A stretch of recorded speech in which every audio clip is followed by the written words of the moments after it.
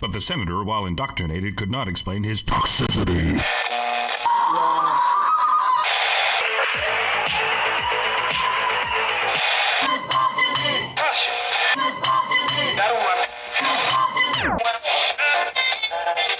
You should not listen to men's rights advocates if you want to know what they have to say.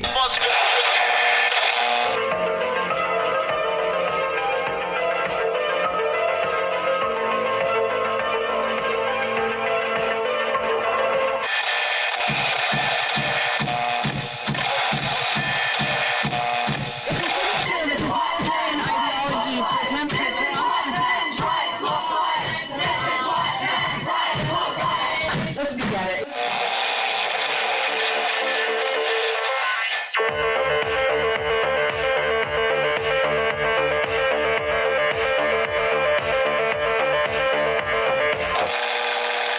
Number ZZ9 plural Z alpha.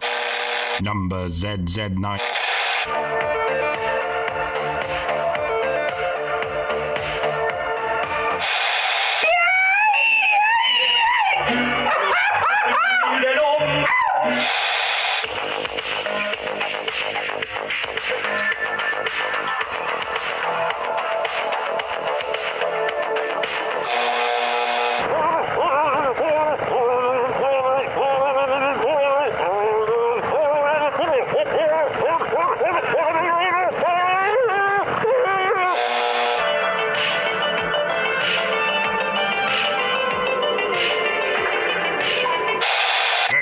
I said I've never seen such hideousness in all my life.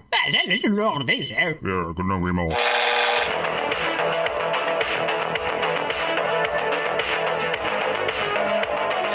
Like a furry torpedo to the jugular. This is Honey Badger Radio. Radio with Buddy.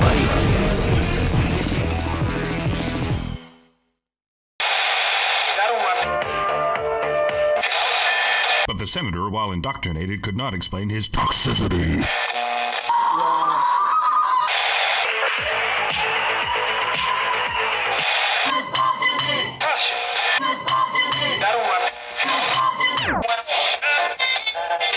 You should not listen to men's rights advocates if you want to know what they have to say.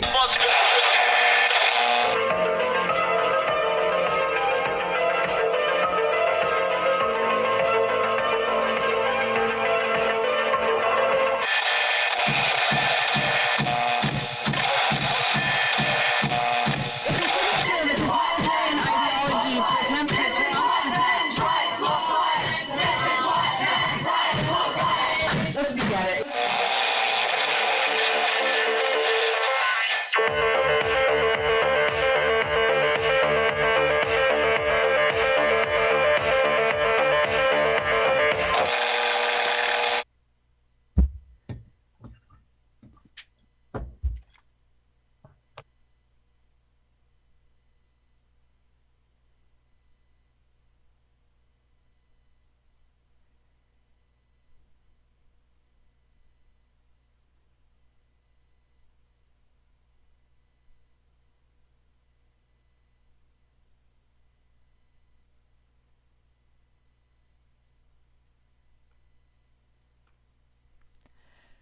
And hello, and welcome to HBR Talk 304.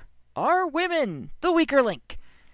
I'm your host, Hannah Wallen, here with Nonsense Annihilator Lauren Brooks and the personification of perceptivity, Mike Stevenson. And tonight we're going to discuss, well, not evolution exactly, but some blasts from the past that will come as a bit of a surprise to some people.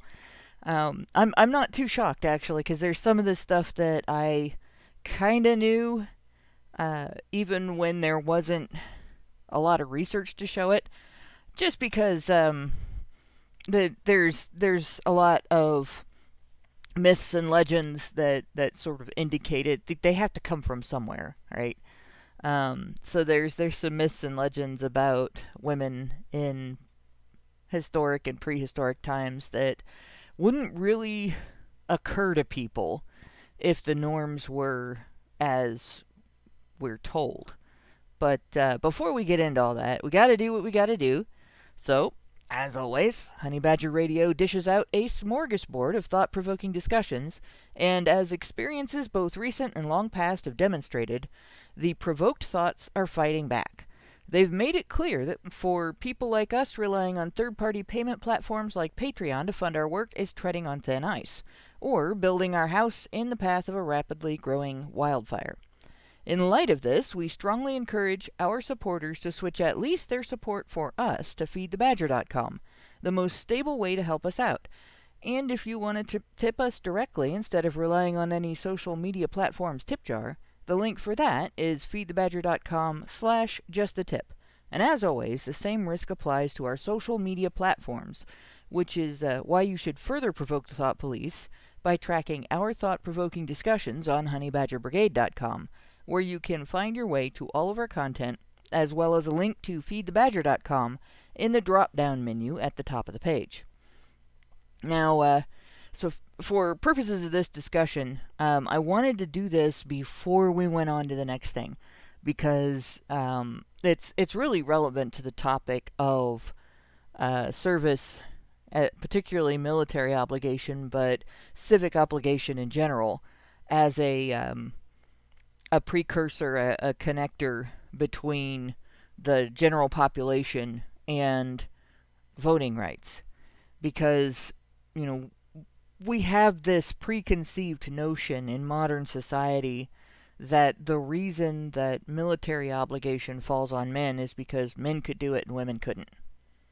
And that it was reasonable and rational to suggest that men should do it and women shouldn't. Based on the evolution of men and women. And there's quite a bit of historical beliefs on which that is based. And there's some history that backs that up as well in terms of what people did do.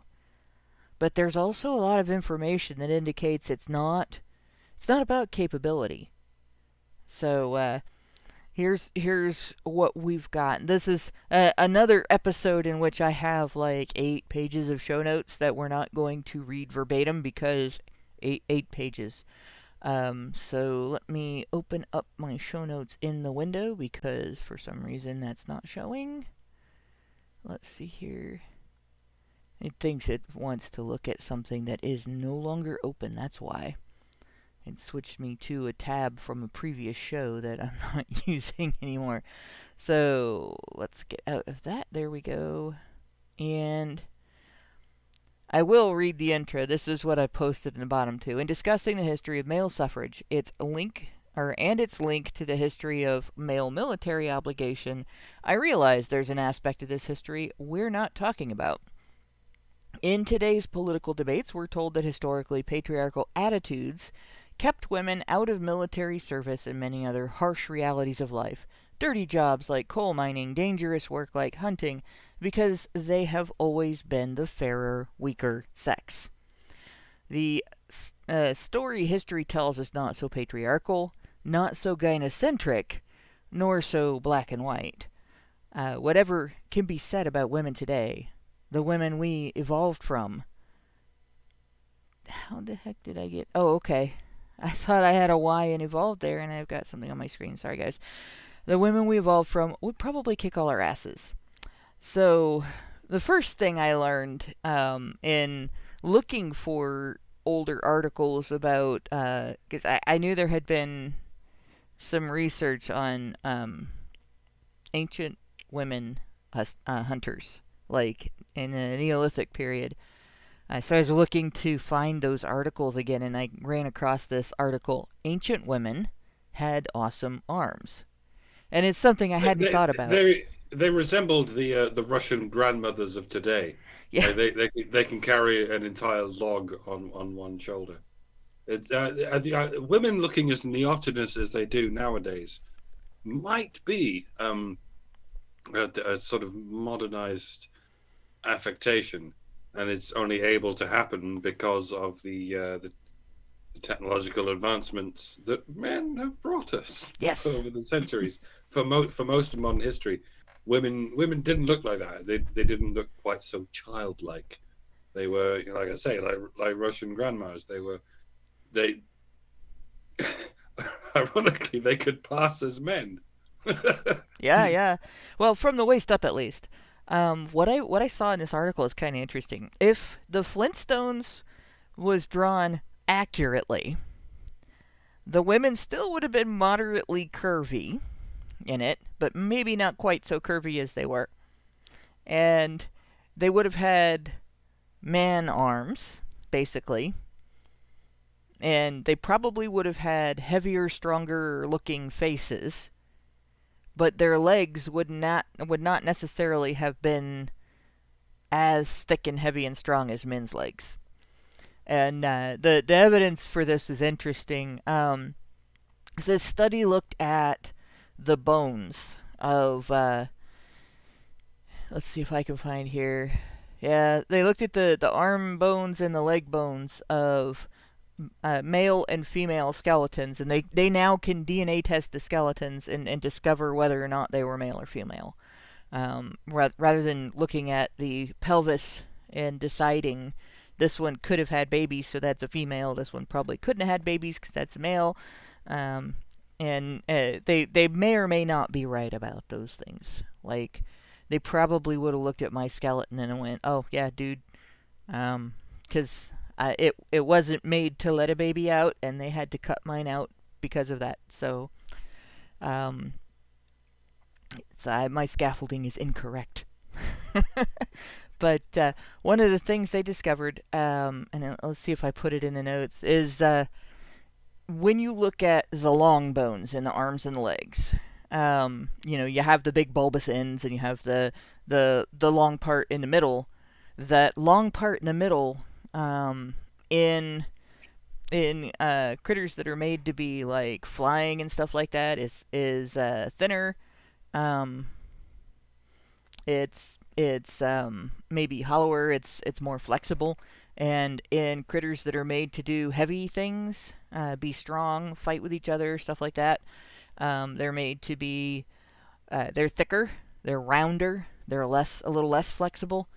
And what they found with men was that there was significant change to arm and leg bones, but not with women. With women, there was significant change to the arm bones throughout history. But not so much the leg bones.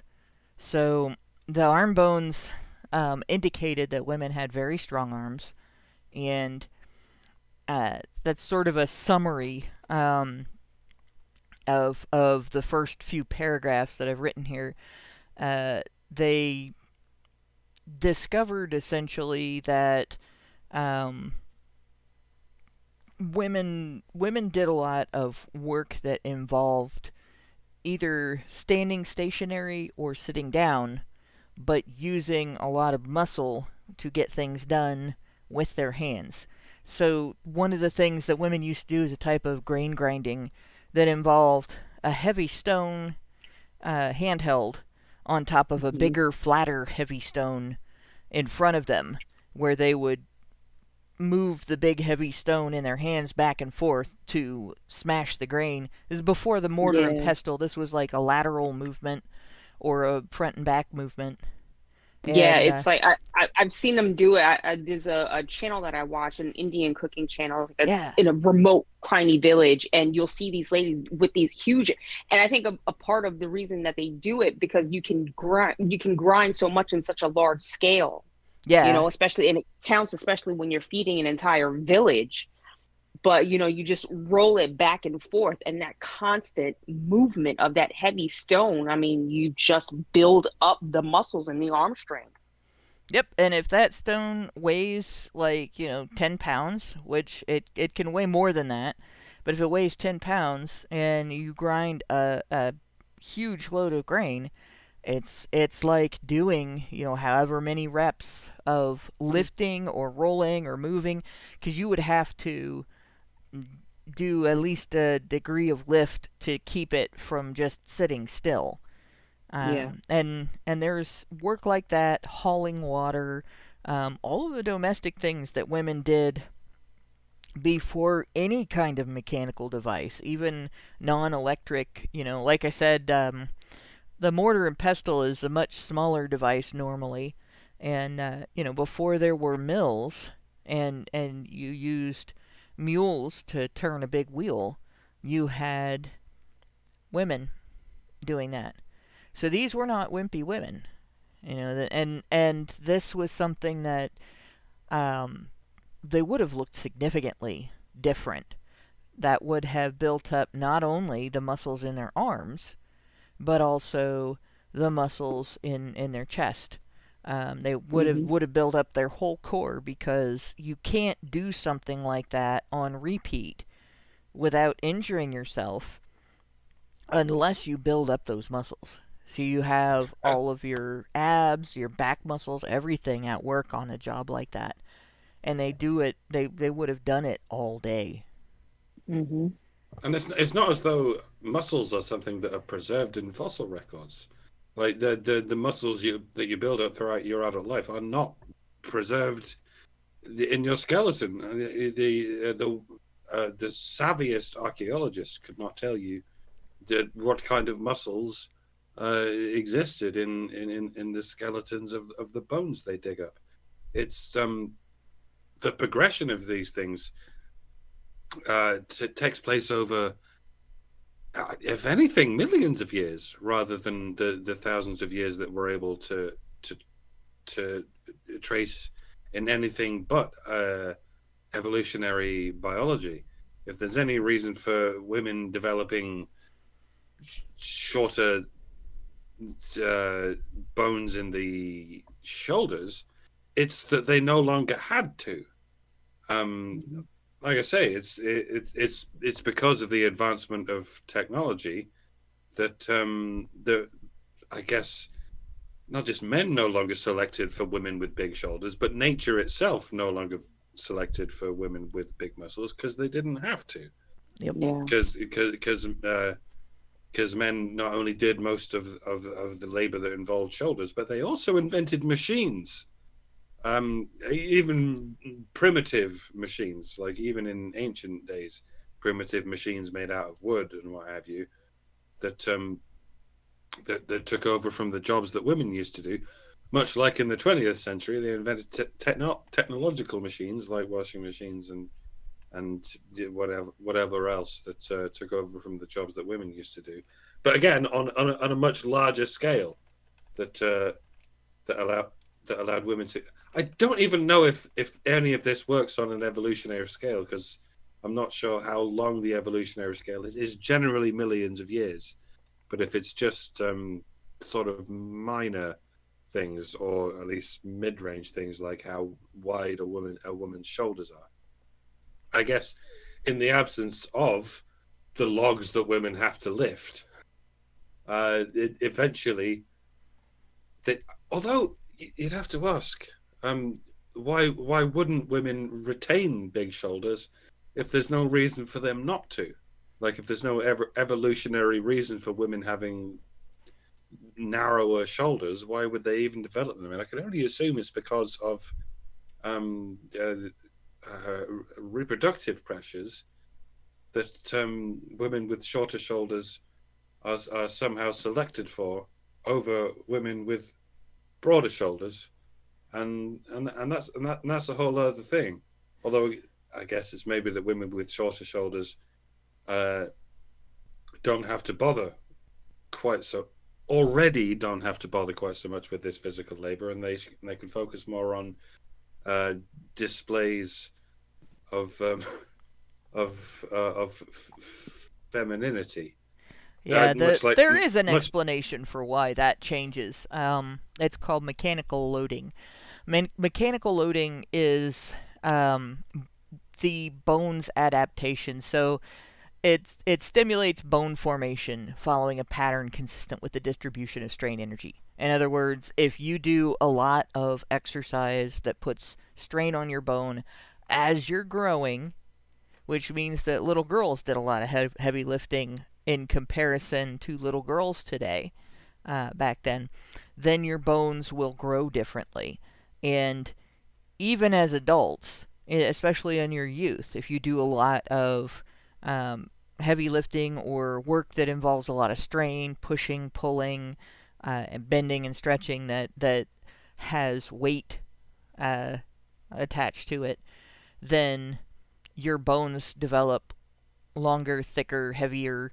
They develop to handle that.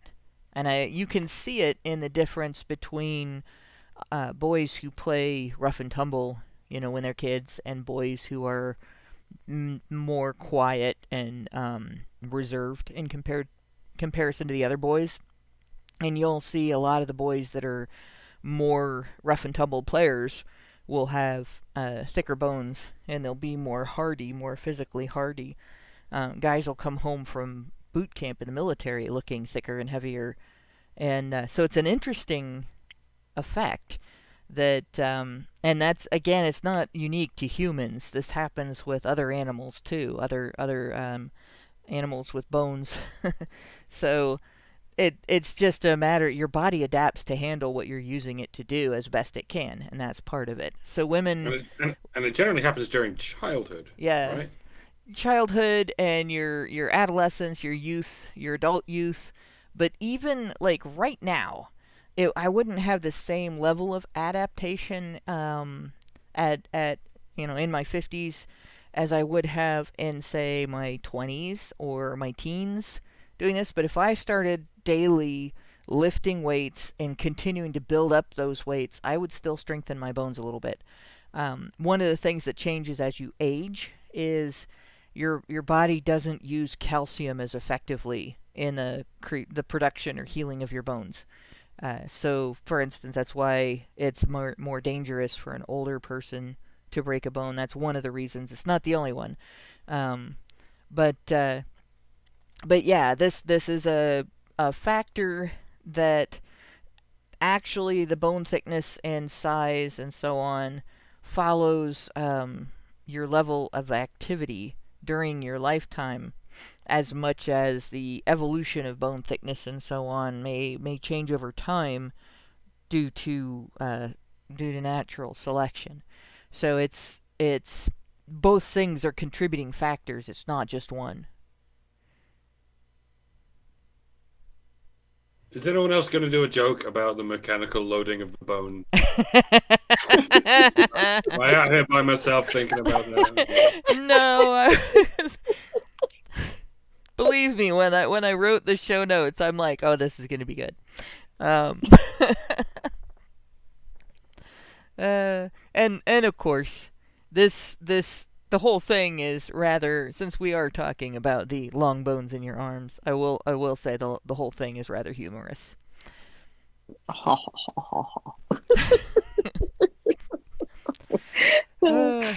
But it's not just, the domestic work that made women strong. So we have some other articles here. And this one was interesting. We have 2 articles. Women were successful big game hunters, challenging beliefs about ancient gender roles. And the theory that men evolved to hunt and women evolved to gather is wrong. The bad part of this is that these articles, the researchers, what they looked at was not wrong, but they approached it from a gender studies perspective instead of a scientific perspective. So the research and the articles about it were very annoying to read because they kept saying things that were not rational conclusions. But what I could garner from it, I will share. Among other things, there is evidence that women's bodies, the differences in how we store fat and how we shape our muscles and everything. Men and women were probably evolved to hunt together. It wasn't men hunted and women gathered, or women hunted and men gathered. It was men and women probably collaborated in hunting. And gathering. And gathering, probably. Yes. Although I kind of have my suspicion that hunting was more important. I think humans evolved more to eat meat than than it's politically correct to say. And gathering may have been looking for more for nuts and seeds than other food sources. But those are things that I can't fully. I'm not going to get into that in this episode, and I can't fully back it up right now. It's just some things that I've been reading in the past that have, like, the more I look at it, the more I think that our ancient diet didn't include a huge variety of things. So, but it included a lot of protein. I mean, largely what makes humans so good at hunting is our ability to throw things, and indeed the devices we invented, like the bow and arrow, that makes us so able to kill things from a long distance, and that's probably connected with why, unlike so many other carnivores or even omnivores, we don't have those big old incisors in the front of our face that in so many other species are designed for doing the killing, for biting into the neck of something. The reason we don't have them is because for so very long we haven't needed them, because we have these very dexterous arms and these very dexterous hands that are able to throw things over a long distance or shoot things from a long distance, which is theoretically possible for women as well. They don't have arms as strong as men. Although, as we're establishing in this article, women in ancient times did have fairly strong arms. Still not as strong as men's, but fairly strong. And that gap is narrowed even more when you have a device like a bow and arrow. I'm not sure how long we've had those things.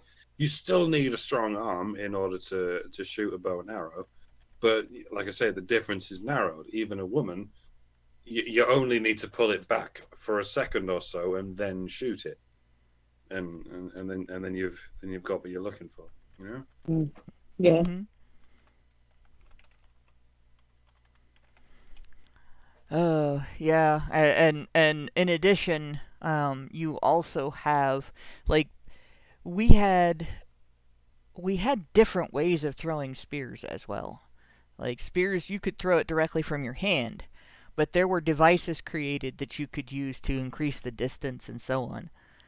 However, what this looks like, it looks like men probably did more of the spear thrusting, more of the close-up and personal fighting, and women were more likely shooting from a distance, flinging rocks, throwing arrows, right? And shooting bows and arrows, and so on.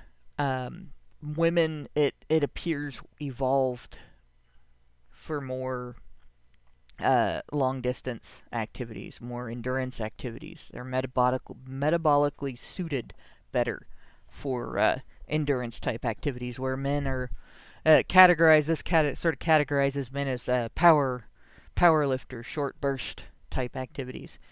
Not that men can't do distance, because if you look at areas where modern methods of travel were sparse, even into the 20th century, and like, by modern methods I mean the wheel.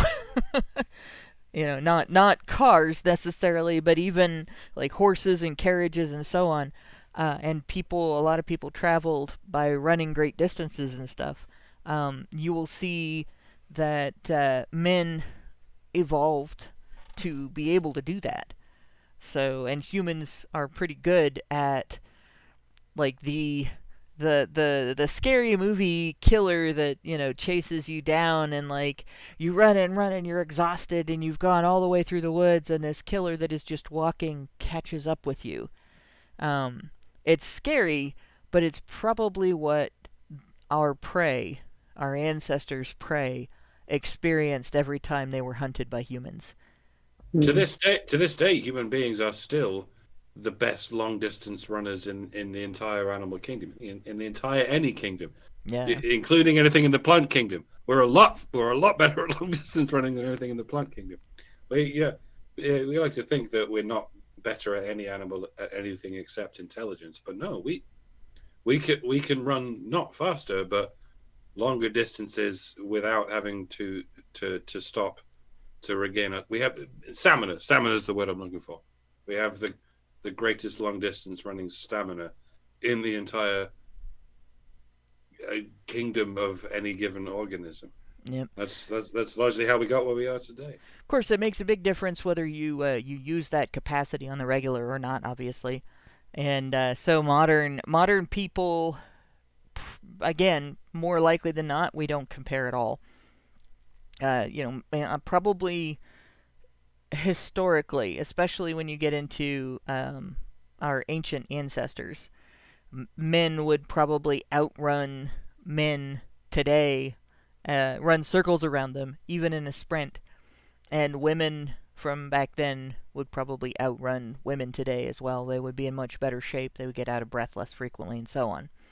But in terms of men and women back then, you had a difference in muscle structure and the way that muscles developed. So even though, like I said, women might have had big Fred Flintstone arms, they would still have been smaller than the men's arms, right? They would have been leaner looking because of the way women's muscles grow. And that is, as the article points out, a feature of estrogen. And what they described is kind of interesting. And I ended up just doing screenshots of what they described because their article, a lot of their article used images instead of text for these parts of the article. So it's interesting. Some of the stuff I didn't see it quite as supported, like the better psychological pacing. I didn't see support for that in their research. But the greater fatigue resistance, the neuromuscular mechanisms, women's bodies are different enough from men's that we have the capacity to go for a long time.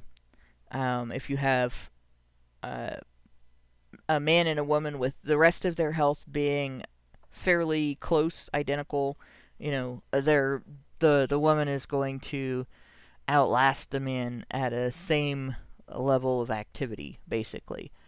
And then we have better insulin sensitivity. The wider pelvis allows for carrying a more hip-placed load, it says. These are things that would, again, assist women in ways that maybe men didn't need, because they are doing the more short burst sudden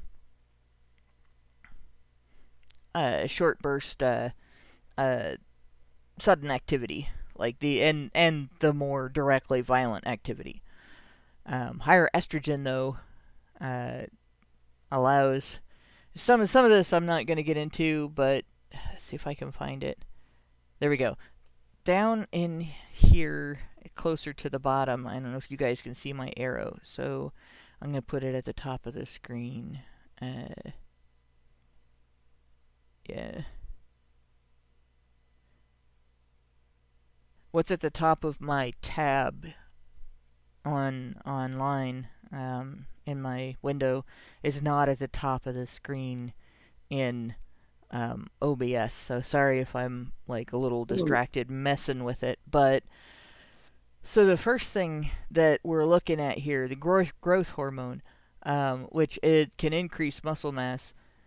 What they didn't point out there is the way that women's muscle mass increases. We don't build bulk like men build bulk. So a woman who lifts in the same way and the same amount as a guy isn't going to get necessarily the same shape and size of arms unless she does the short burst thing more, because we aren't, it's our bones don't handle it and we aren't designed that way. But it does give us a sort of a lean, tight muscle structure, maybe a little bit longer and a little bit more flexible. And then on top of that, we have the way that we store fat, the way that we stretch and shorten, and the way that our muscle fibers are different, type 1 as opposed to type 2. So the increase in endurance as opposed to the short burst of activity. And then the other aspect of it is the muscle recovery.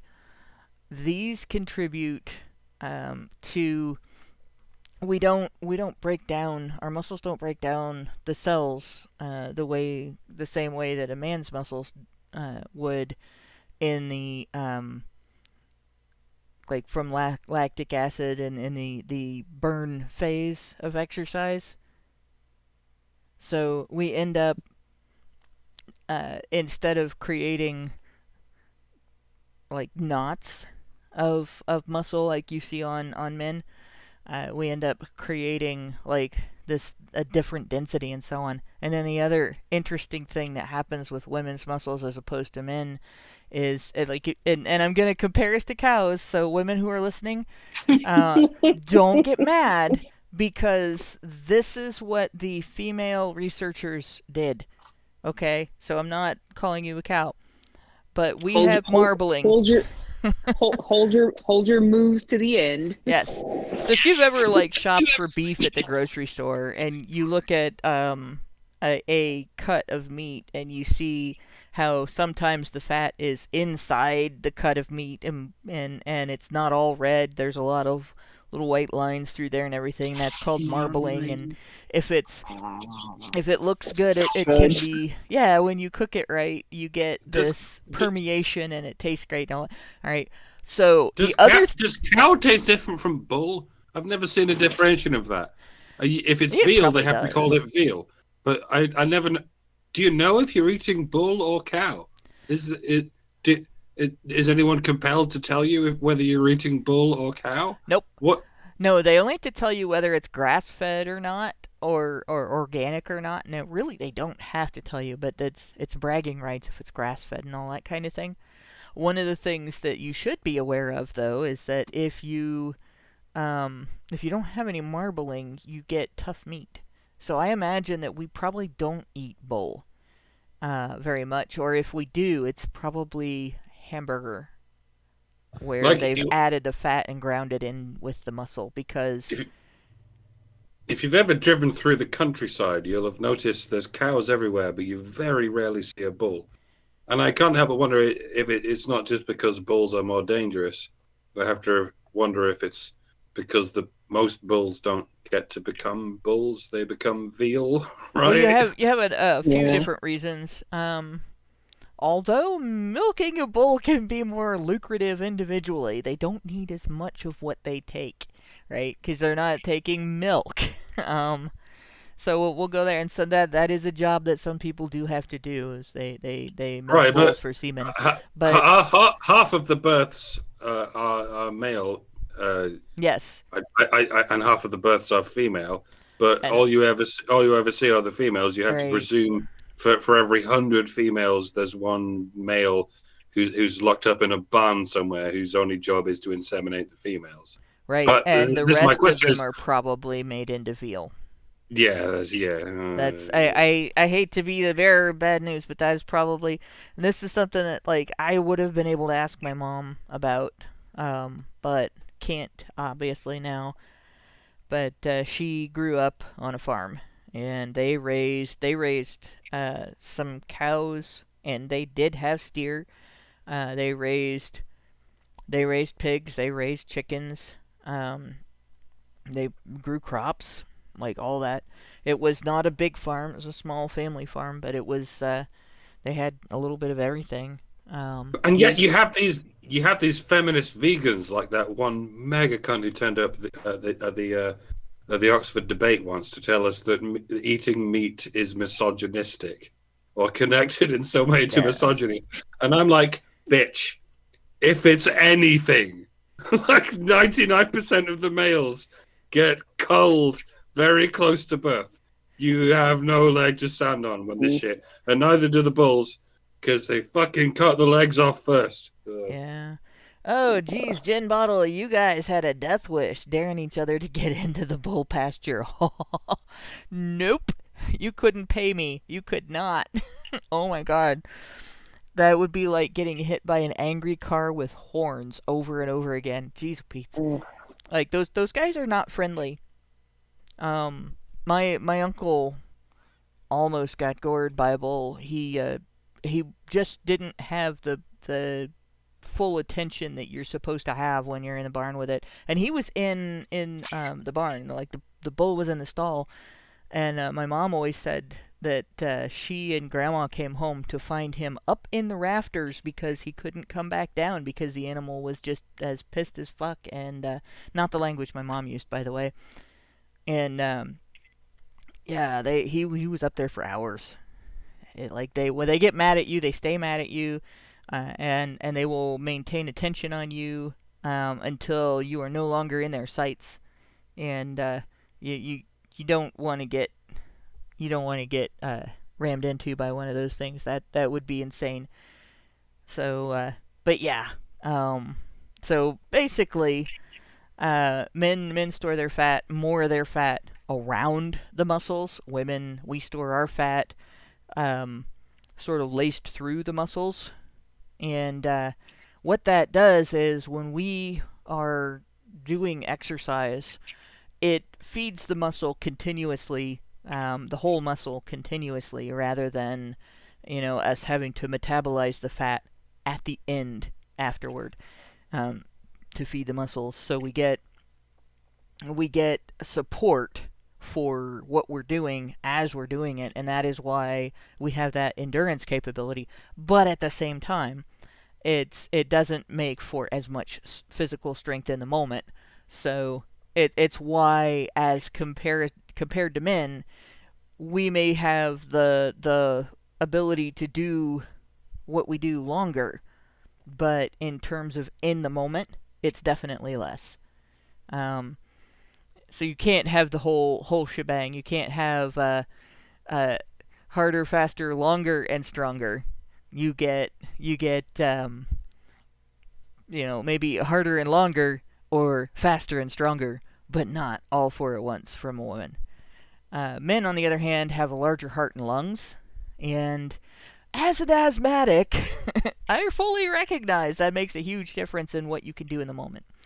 Right, which is the funny thing about it is it also can affect your endurance, because I ran cross country and track in high school, and I had my limits. Like I was an okay sprinter, I was a good hurdler, but there were 2 hurdle races that I ran. I ran the 100-meter hurdles, and I ran the 300-meter hurdles.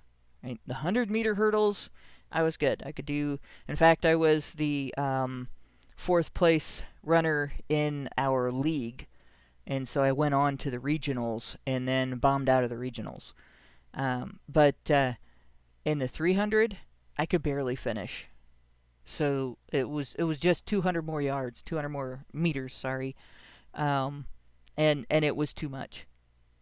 Like I would have an asthma attack before the end of the race.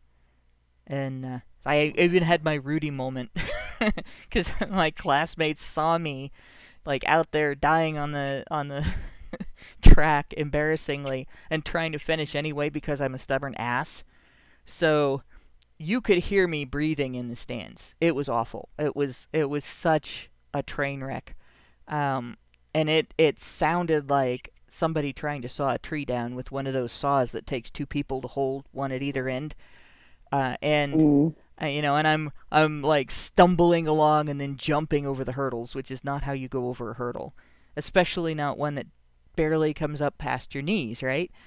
And all of a sudden I hear my classmates chanting my name from the stands, and it's what actually allowed me to finish, because I was gonna pass out, and that just, like, I get this burst of adrenaline. I'm like, oh my gosh, they're supporting me. Because I never thought of myself as, in any way, shape, or form, popular, but I was part of a team, and my teammates supported their teammate, and, they were my friends. But, in any case, like, without oxygen, without enough oxygen, one of the weird things that happens, my arms would not pump. Like you pump your arms when you run. They curled in under my chest, and my hands wouldn't work. And I thought, gosh, I don't understand why that happened or anything. So, like 30 years later, I'm in training for my job, and that I do now. And we got to have the fire chief from Cincinnati give us a lesson on fire safety and what to do, because I take care of intellectually disabled adults. A lot of them also have physical disabilities. If we end up in a situation where the residence is on fire, and we have to get people out, there's a lot of information that we can have to do that may be different than what you would use to get able-bodied people out of a house, and people who fully understand what's going on, like people who aren't necessarily clueless when the fire alarm goes off, and aren't necessarily panic prone about it.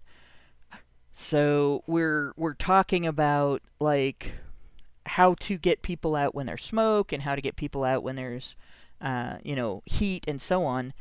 And she talked about the importance of being down by the floor, but also the importance of getting out quickly because of the fire burning out all the oxygen. She's like, we find a lot of people that die in fires right in front of the door that would have let them out into safety, with their arms pressed in under their chests and their hands curled up, because when you're low on oxygen, your body starts depriving the furthest appendages from your core and your brain. And so, like, that was a really serious asthma attack. Like, I literally passed out at the end of that while I was still on my feet. And my dad knew it, too, because I would finish the race, and Dad would walk me so that I didn't get cramps. And so I'm holding on to him, he's holding on to me, and we're walking. And I don't remember getting from the finish line to where the vice principal came up to talk about how tough he thought I was. When I, at that moment, felt like I'd kind of wimped out. And I could hear his voice, and I could hear my dad say, "She can't understand what you're saying. She's unconscious." And that was kind of when my consciousness started coming back.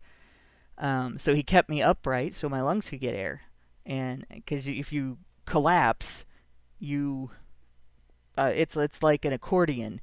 You're pushing the air out, and if you're not conscious, and you're not aware of what you're doing, and you end up reducing your capability of getting air. So basically, that larger heart and lungs, when we look at what men could do versus what women could do, that creates a situation where you try to use that short burst of energy, and you maintain that short burst of energy during something like a hunting trip, where you are chasing something down over the distance of a few football fields, right? And then trying to kill it on top of that. And you're dealing with the adrenaline burst from discovering your prey, chasing after your prey, getting into violent conflict with your prey and everything. You have to have that oxygen coming in, and you have to have that oxygen being distributed, or you're in danger. Because if you have what happened to me happen in the middle of that, and you're up against something the size of a semi-truck, height-wise, and as heavy as 2 or 3 cars with tusks, fighting back so you don't kill it, you're dead in a second. And so, the women might be in the background firing arrows, but you're stomped. So that's one of the reasons men and their larger heart and lungs would be up close as opposed to women. And the greater number of red blood cells also contributes to that, right? Then the greater absolute muscle mass, more type 2 muscle fibers, creating those bulkier muscles that are intended to be used for that explosive burst of energy, that the throwing the car over when it's on top of somebody, or actually being able to take a hit as well. Something like that to protect you from you get hit by something large. It doesn't break your bones necessarily.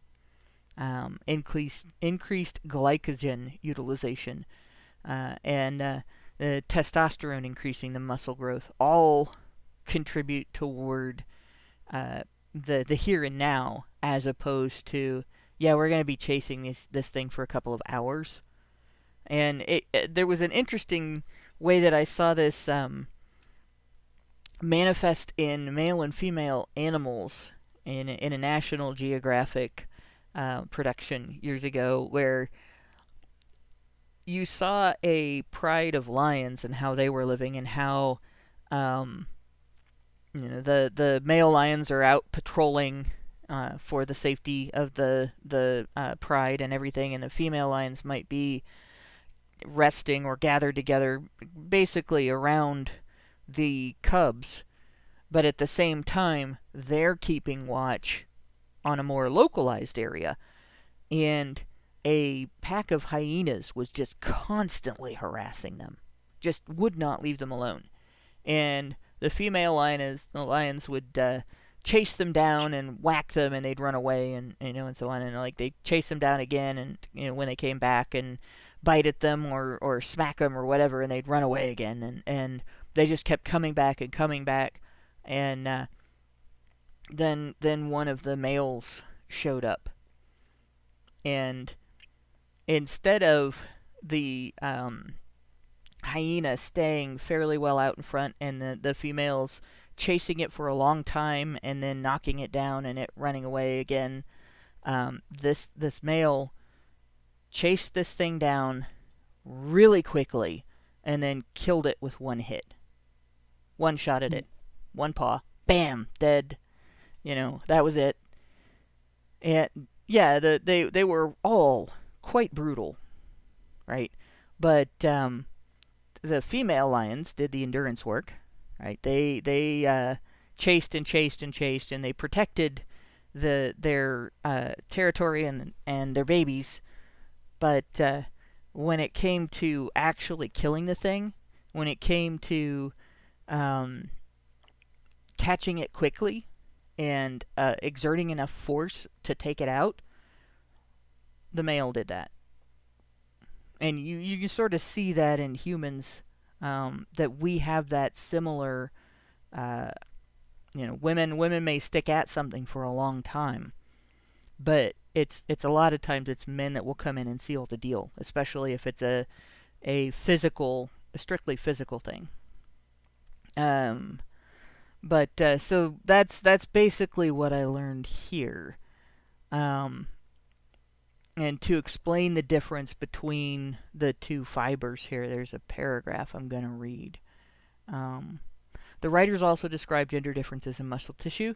Females have more type 1 or slow twitch muscle fibers than males do. These fibers generate energy slowly by using fat. So they're made, our type of muscles are made to use the fat that is marbled in, right? They're not all that powerful, but they take a long time to become fatigued. They are the endurance muscle fibers. Males, in contrast, typically have more type 2, fast twitch muscle fibers, which use carbohydrates to provide quick energy and a great deal of power, but tire quickly. And so you have, when it says quickly, I mean, it's not necessarily in 5 minutes, but you're exerting the same amount of energy all at once that it might take a woman hours to exert.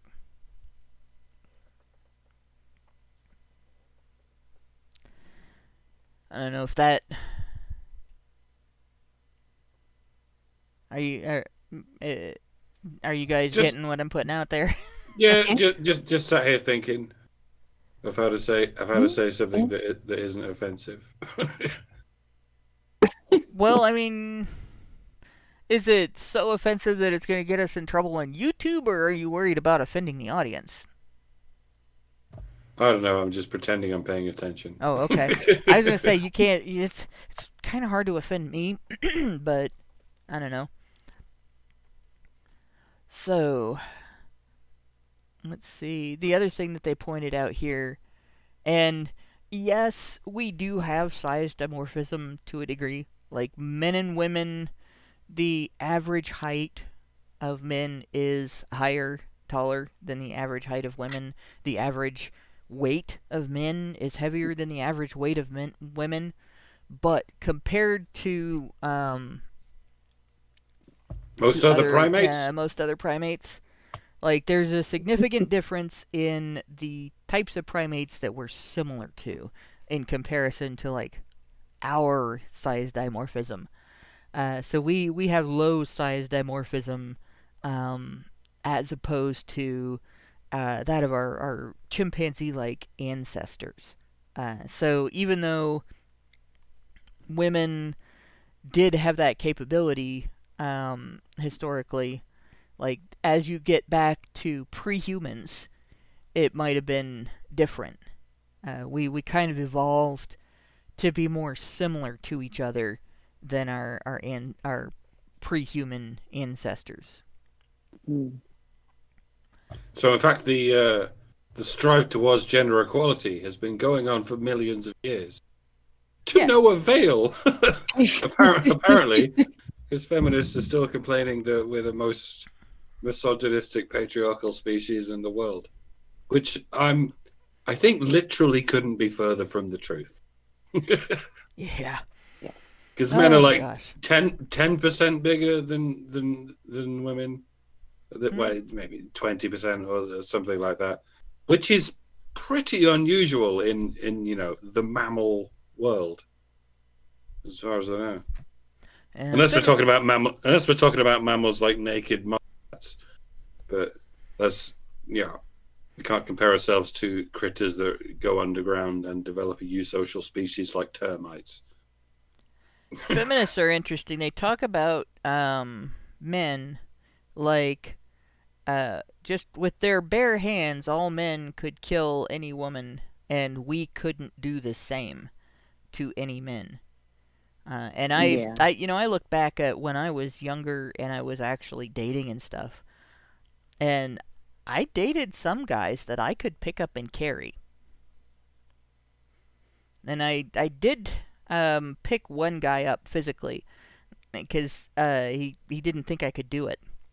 And telling me you don't think I can do something is a challenge. So yes. So I had to show him. But I mean, at the time I was also working as a nurse's aide, so I was picking up and carrying people on the regular. I don't think I would be able to do the same thing with the same guy right now. Although I would be able to, if I could get a good grip on the back of his shirt, control his movements pretty well. It seems so ironic that there's such an overlap between feminists and vegans. Yeah. If humans were a vegan species, we might evolve closer to gorillas. Now, male gorillas are something like twice the size of female gorillas, and you have to wonder how that would happen. And I guess what we've learned from the show notes here is that when hunting is not an issue, as it isn't with gorillas, because they're just gatherers. Yeah, in that situation, the males become huge hulking beasts compared with the women. And although this isn't what feminists ostensibly state to want, this is what would happen.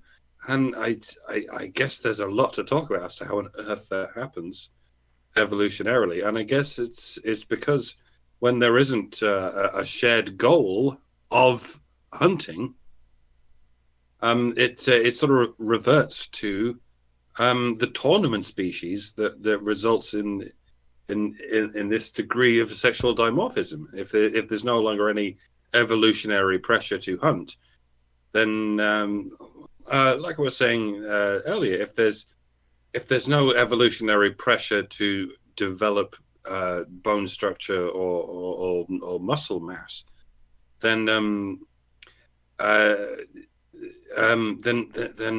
bodies develop into the next most important evolutionary pressure, which I suppose is that which pertains to reproductive attributes, which would be whatever stimulus happens to pertain to what attracts males and females to each other, which it turns out in the absence of hunting is the tournament model, which is that I guess they build upon the small differences between males and females, and so men become larger because that's what women do, and women become smaller because they don't need to become bigger.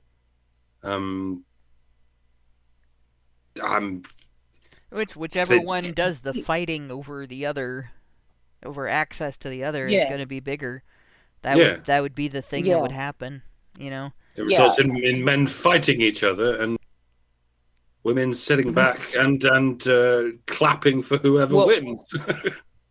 What women do is use their upper body strength to apply pounds of makeup and straighten their hair. That's what they do. Well, you know, and it's interesting in our species. You know, the women will fight each other as well, and like I experienced that quite enough growing up. You know, to the degree I came from a different kind of neighborhood. It wasn't violent like inner city neighborhood violence is, but and I've said this on the show before. I made the mistake of hanging out with some rough kids from another community that you know were engaged in some illegal activities and everything. And I was really naive about it when I started hanging out with them. And when I did find out what they were doing and everything, I was invested in friendship with them already. And it took me a while to make the moral decision I can't associate with these people because it's dangerous to my family. But in the meantime, a bunch of the girls approached me for a fight. And there was violence, which and I was violent. I was not nice. And I drew blood and broke bones. And a bone, like, to be specific, the septum. It's not a fun thing to admit, but at the same time, I was terrified because I was dramatically outnumbered and I thought I was gonna die. And my friend then told them what community I came from, and I'm sitting there thinking, oh God, they're gonna come track me down later. And I told her, you know, go don't tell them that, they're gonna track me down. And she's like, no, they won't. But they ran. She's like, yeah, I know where she's from. And they ran. And I thought, what the hell? Because of where I'm from, they ran. You know, like, yeah, I grew up in a neighborhood where that was like our pastime. We beat the hell out of each other for fun. You know, I almost got my cheek torn out by another girl once over an empty plastic Faygo bottle that we were using to get water from the drinking fountain to pour into the dirt in the sandbox so we could make sandcastles. But girls can be incredibly violent. And if there's not an adult there to stop them, they learn the same lessons that boys do about it's more fun to negotiate boundaries and then honor them and play together nicely than it is to fight with each other about what we're going to do.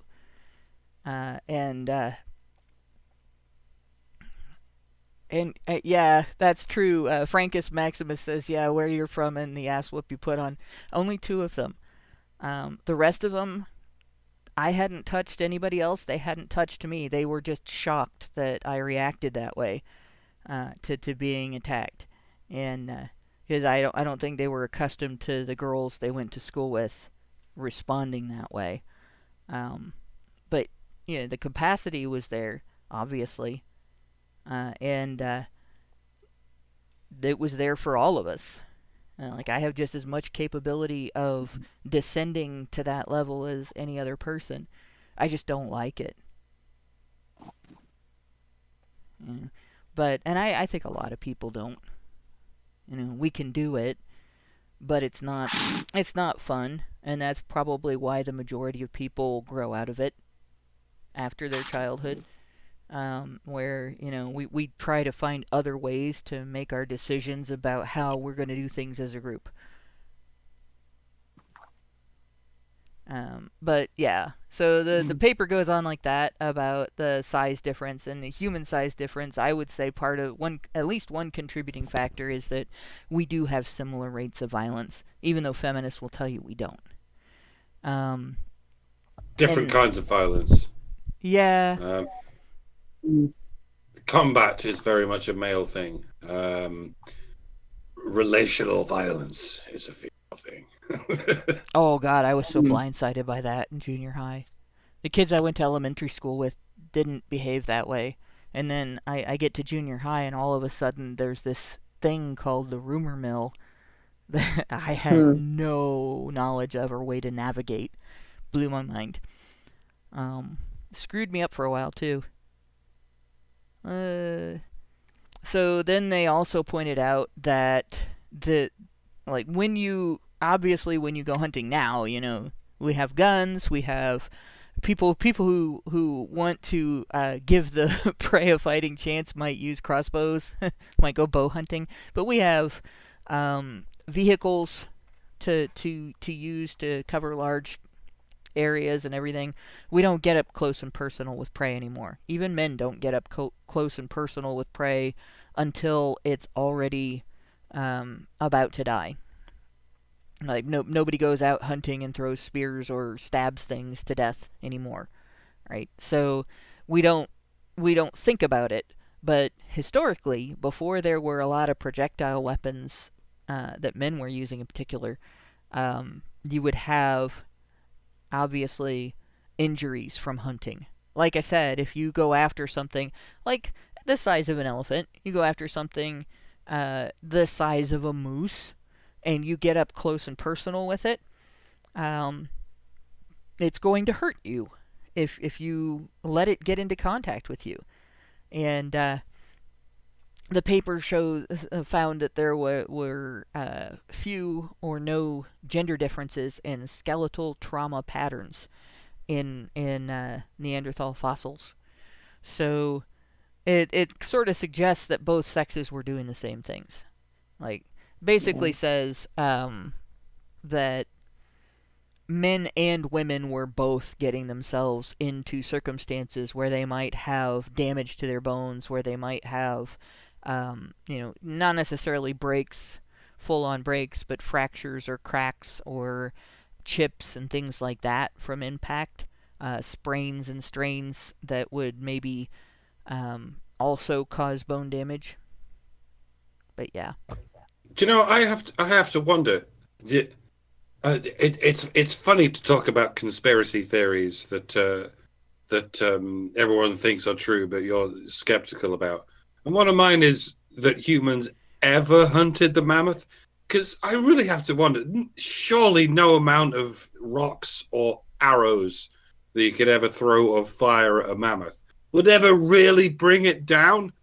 I'm tempted to believe that humans just waited until mammoths died, and then they just set about their corpses. But they were able to use rocks and bows to fend off all the other carrion-eating predators who might have otherwise eaten those mammoths. Because there were so many mammoths around that every now and again one of them would die. And you still see this all over nature. Like when something dies in the African savannah, the animals most likely to claim the corpse was this big group of hyenas. Like this is the worst thing about being a cheetah. Yeah, you can run down your prey and kill it, but not not far away will be a big pack of hyenas who can smell that thing you've just killed, and they will surround you, and then you're one cheetah surrounded by a pack of hyenas, and they're like, "Fuck off, dickhead! We own this now." And it's the same with lions. Even lions in their prides could occasionally be overwhelmed by even larger packs of hyenas. This was how hyenas have always subsisted. They don't bother killing things. They just roam the plains looking for things that have already been killed or have already died from natural causes, because things do die from natural causes. And I'm tempted to believe this is what humans did, especially given their ability to run long distances. They can just roam the plains looking for things that have already, and it's only a matter of time and opportunity before they find something that's already died, and they have the technology to fend off all the other carrion eating predators and go, no, fuck you, this is ours now. You probably had a combination of both. You're thinking about it, because our ancestors sort of our bodies were not the only weapon that we had, right? And the things that we made were not the only weapons that we had. We have other things that no other animal has. We had a level of sapience that allowed us to outsmart things. So, for instance, if you stampede a herd of something large, there hits a point in a stampede where the animals are running in the same Indians direction. did with buffaloes. Yeah, Indians and did with bison. They don't have an opportunity to go a different direction because they're in the middle or whatever. So you have maybe a large herd of any kind of similarity to moose or deer or elk or caribou or anything like that. Buffalo type creatures from history, and you get them running, and you can actually herd them in different directions by creating scary noises and views in different areas around the runners, and the ones on the outside sort of trap the ones in the middle. You can't change direction if you're one of the ones in the middle, and if you are in a mountainous area, you can run them right off of a cliff, and then you go down the mountain and you gather all the meat. Mm-hmm. Right? Or with being able to throw spears and stuff, you can hit it from several yards away. You can hit it from up in a tree. You could. There's a lot of different things you could do that way. And of course, over time, humans invented ways to throw spears farther using a sort of a sling-like device that's made for spears, big device that's made to hurl spears farther. And I know the name of it, and I can't think of what the damn thing is called. But in any case, so there's different things that we did historically that may have allowed humans to hunt larger prey like that. So it is possible, but it is more likely that it didn't look like you would see drawn where it was surrounded by people with spears stabbing at it until it was already dying, and you were just at that point trying to hasten its death. And at that point, it would still be extremely dangerous. I know it's called a sling xerxes, but there's another word that's in addition. It's a modifier term, but I can't think of. It's more than just, because it's not just for throwing rocks. And I've heard it before. It's just been, no, that's more of a that's for throwing much bigger rocks. and it's not catapult either. Yeah, it's for throwing much bigger rocks as well, or other things. But yeah, and very early humans also hunted other humans. But we don't talk about that very much anymore.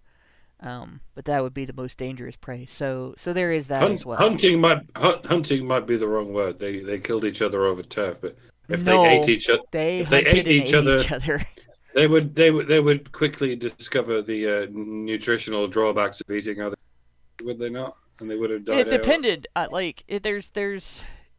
I'm sure that other creatures were preferable, but if you didn't have the ability to get another creature in the moment, I guess it does still go on. A humanoid from another tribe. It still goes on today with some remote tribes who have apparently not died out.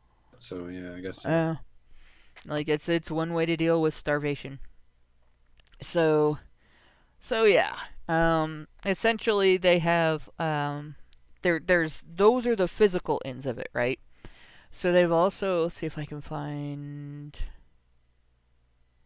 They looked at Atlati. Is that the word? Is that the word you're thinking of? Atlati is. Yes. Is it? Yes. I think so. It's a certain kind of advanced slingshot. I'm gonna have to look that up. Yeah, I think you're right though. Yeah, that sounds right. So there are foraging tribes today, right? And contemporary is obviously the word they used. And they talk about the most cited examples being the Agta people from the Philippines. Agta women hunt while menstruating, pregnant, and breastfeeding. They might even take their babies with them. They hunt with there's tribes that hunt with dogs. The women hunt with dogs. So it's something that exists today as well. Let's see. Albatross also says "addle." I don't know if I'm pronouncing that right. Launch a spear way further than the unaided arm, but I think that's right. It's Atlatil, like Doc said, is how I pronounce it. Atlatl. I'm tempted to think it's South American because it sounds South American. Atlatl. Yeah, and I think it's something that I've heard pronounced the way you said it, not the way I said it. Where the second syllable is emphasized.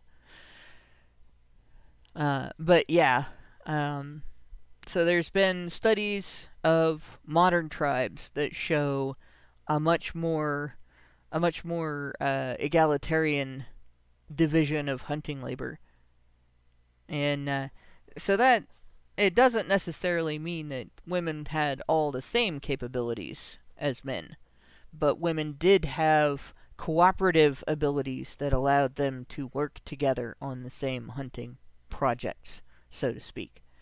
And that still continues. It doesn't stop women. Women do not have. We have the babies, therefore we don't have to do this as a valid excuse. It doesn't mean that women don't need men or that men don't have greater physical strength.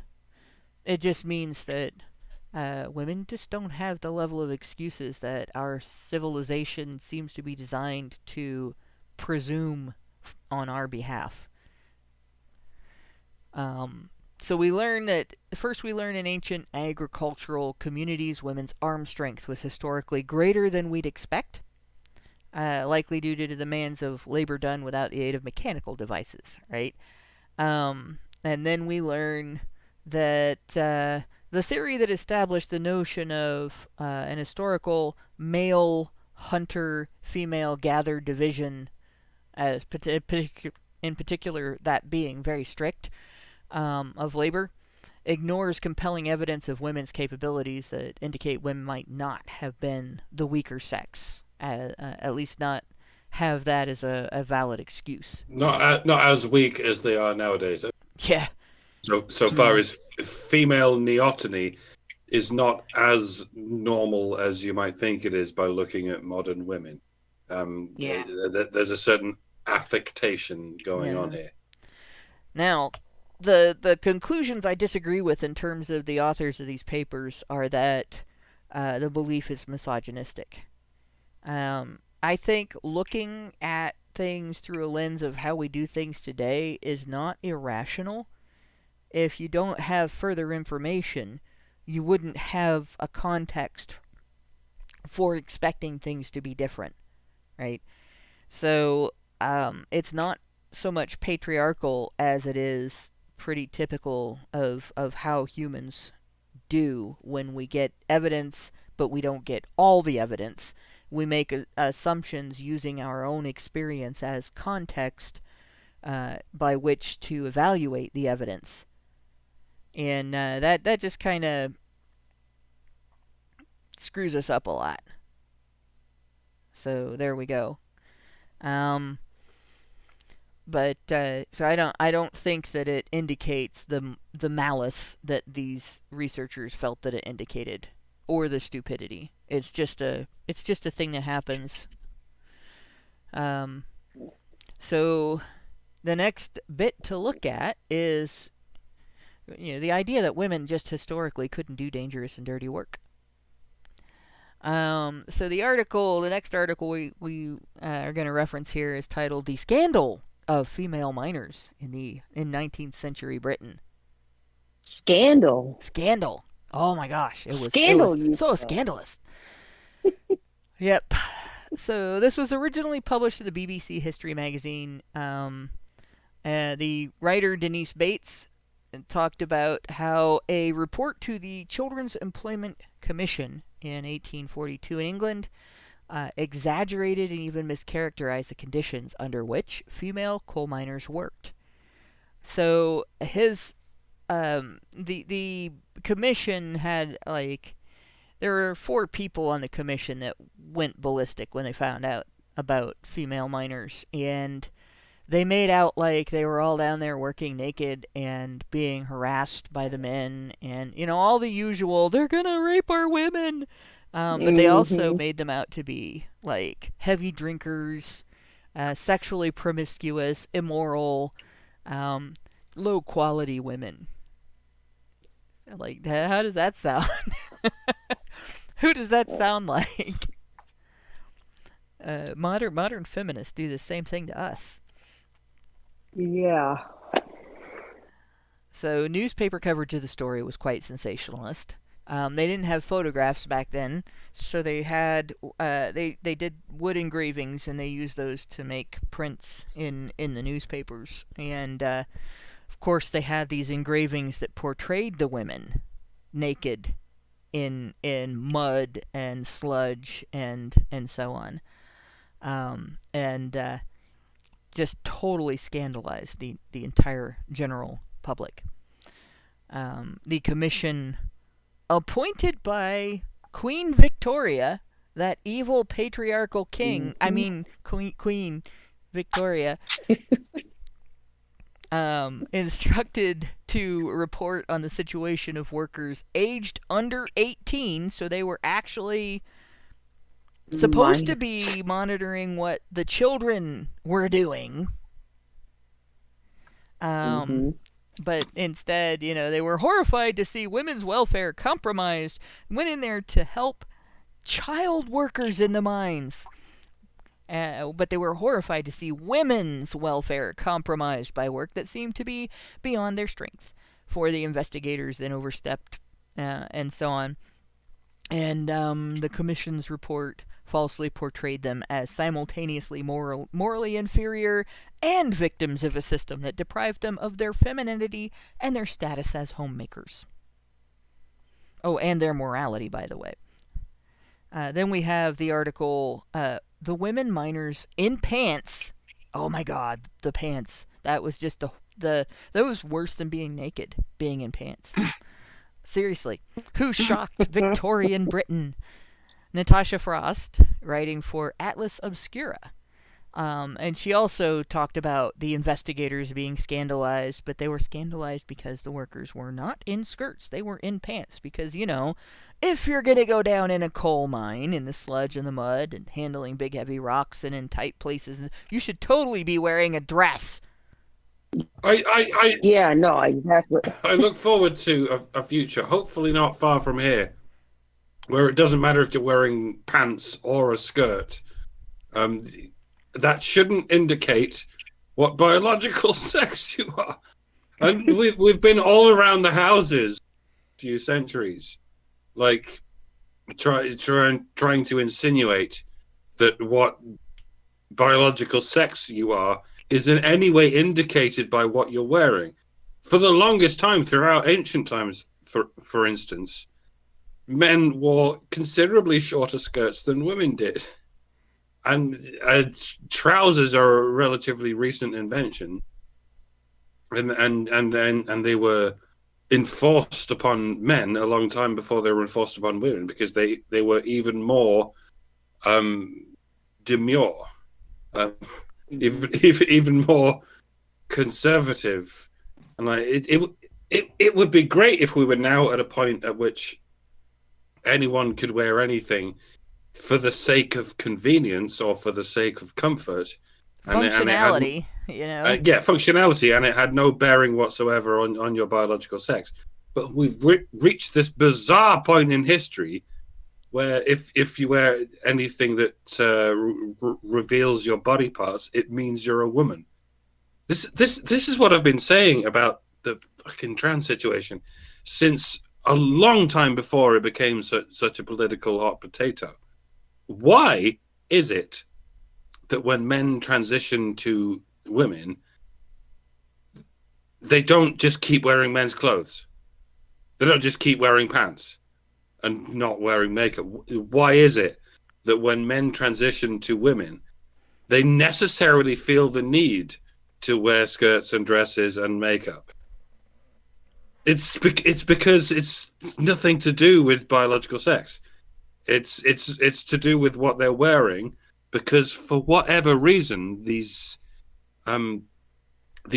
tertiary indicators of what is considered normal dress for any given biological sex is considered more important than what has already been established by genetic biology. Like we've figured out how genetics relate to biological sex fucking 100 years ago, give or take.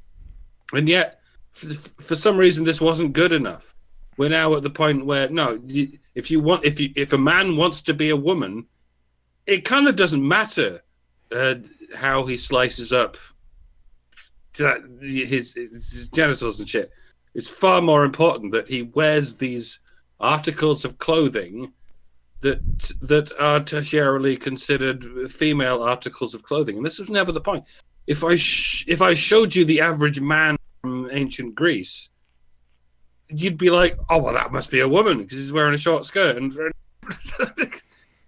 it's just an indication of how shallow our culture has become. There's no interest in what actually exists, the essence of physical bodies. No one gives a shit about the ascertainable essence of physical bodies, not even at the level of genetics. They're far more interested in how you decorate yourself. It might be a result of the I hate to use the privilege narrative, but the fact that women in modern society, in comparison to men, are quite privileged. And in fact, the style of dress that women use to signal femininity signals privilege. My life is so easy, it says, that I can wear clothing that restricts my movement, that will get ruined if I get it dirty, that will slow me down if I try to run, that will make me uncomfortable if I try to perform manual labor. Like, you don't see me going to work in a dress, right? I'm going to be down on my knees scrubbing. I have knee pads. I wear knee pads sometimes at work because I'm going to be down on my knees scrubbing floors and toilets, like, during most of my shift. And then I wash up to my elbows and put that stuff away and am providing care to somebody who has restricted movement based on health conditions, that I'm going to be making up for that with my balance and my strength. So I can't afford to be dressing like that. I go to work in cargo pants. So I have easy access to things that are in my pockets. And so that I have full capability of movement and everything. I've got stuff hooked onto my belt. Like, it's nothing like that. And if I worked in a nursing home, I'd be in scrubs. So that, again, my movement wouldn't be restricted, and I would have the things I needed. And if a woman does an actual job like that, if a woman works in an area where there is dirt or labor or any kind of, you have to be prepared to be more flexible in your movement or anything like that, she's not going to work in heels and a skirt. She's not going to be complaining about the sexist air conditioning. She's going to get overheated just like the men, and she is going to dress very differently than you see, sexy office attire that gets written about in women's magazines and crap. Like, if you don't work in the human resources department, you don't dress like you work in the human resources department. And women's fancier clothes, like, you don't see men even dressing at a wedding, where you're wearing a tuxedo. It doesn't restrict your movement and your use of your physical strength on the level as, say, a formal gown, or even some of the dresses that female wedding guests will wear, where they, the skirt is too short, you can't bend over in that, or your movements are restricted by the fact that it's very strappy, and you have to be careful how you move. And I've seen women do that, wear clothes like that, and then fail to like, we've had to edit wedding videos that we've done, my family photo business back in the day, where you had to cut out this part or that part of the crowd's portrayal of the YMCA dance, because every time that chick raised her arms, her tits would come up out of her strapless dress.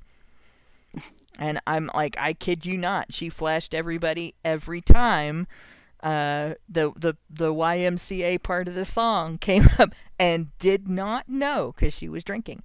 Like, that kind of stuff. You see girls in Hollywood having wardrobe malfunctions all the time. They make the news. There's all this chick's getting out of the car, and everybody saw that she wasn't wearing any underwear. This chick's boob came out of her dress. This chick's butt cheek was showing. And that, you don't see that very often with male stars. In fact, I don't think I've heard of any male stars having wardrobe, because they're not allowed to dress that way. Yeah, in formal activities like going to a wedding or going to a red carpet premiere event, men all have to wear the same penguin suit, whereas women can wear whatever they want. Like, which goes to show you that it's not a case of convenience anymore, because, I mean, or a case of dressing. I can't think of a better word than conservatively. Like, if it's a formal event in which you're supposed to be paying your respects, like at a wedding or a funeral, then it makes sense to dress more restrictively. Like, comfort is less important than dressing conservatively. You need to be respectful. It's not about showing your body. Your body is not important. The respects that you're supposed to be paying are what's important.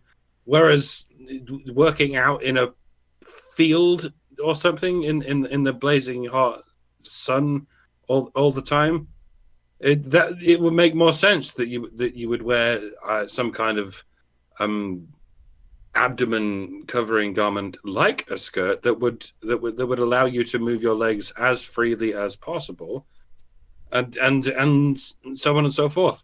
But lines are not drawn along those lines. They're only drawn along gender lines.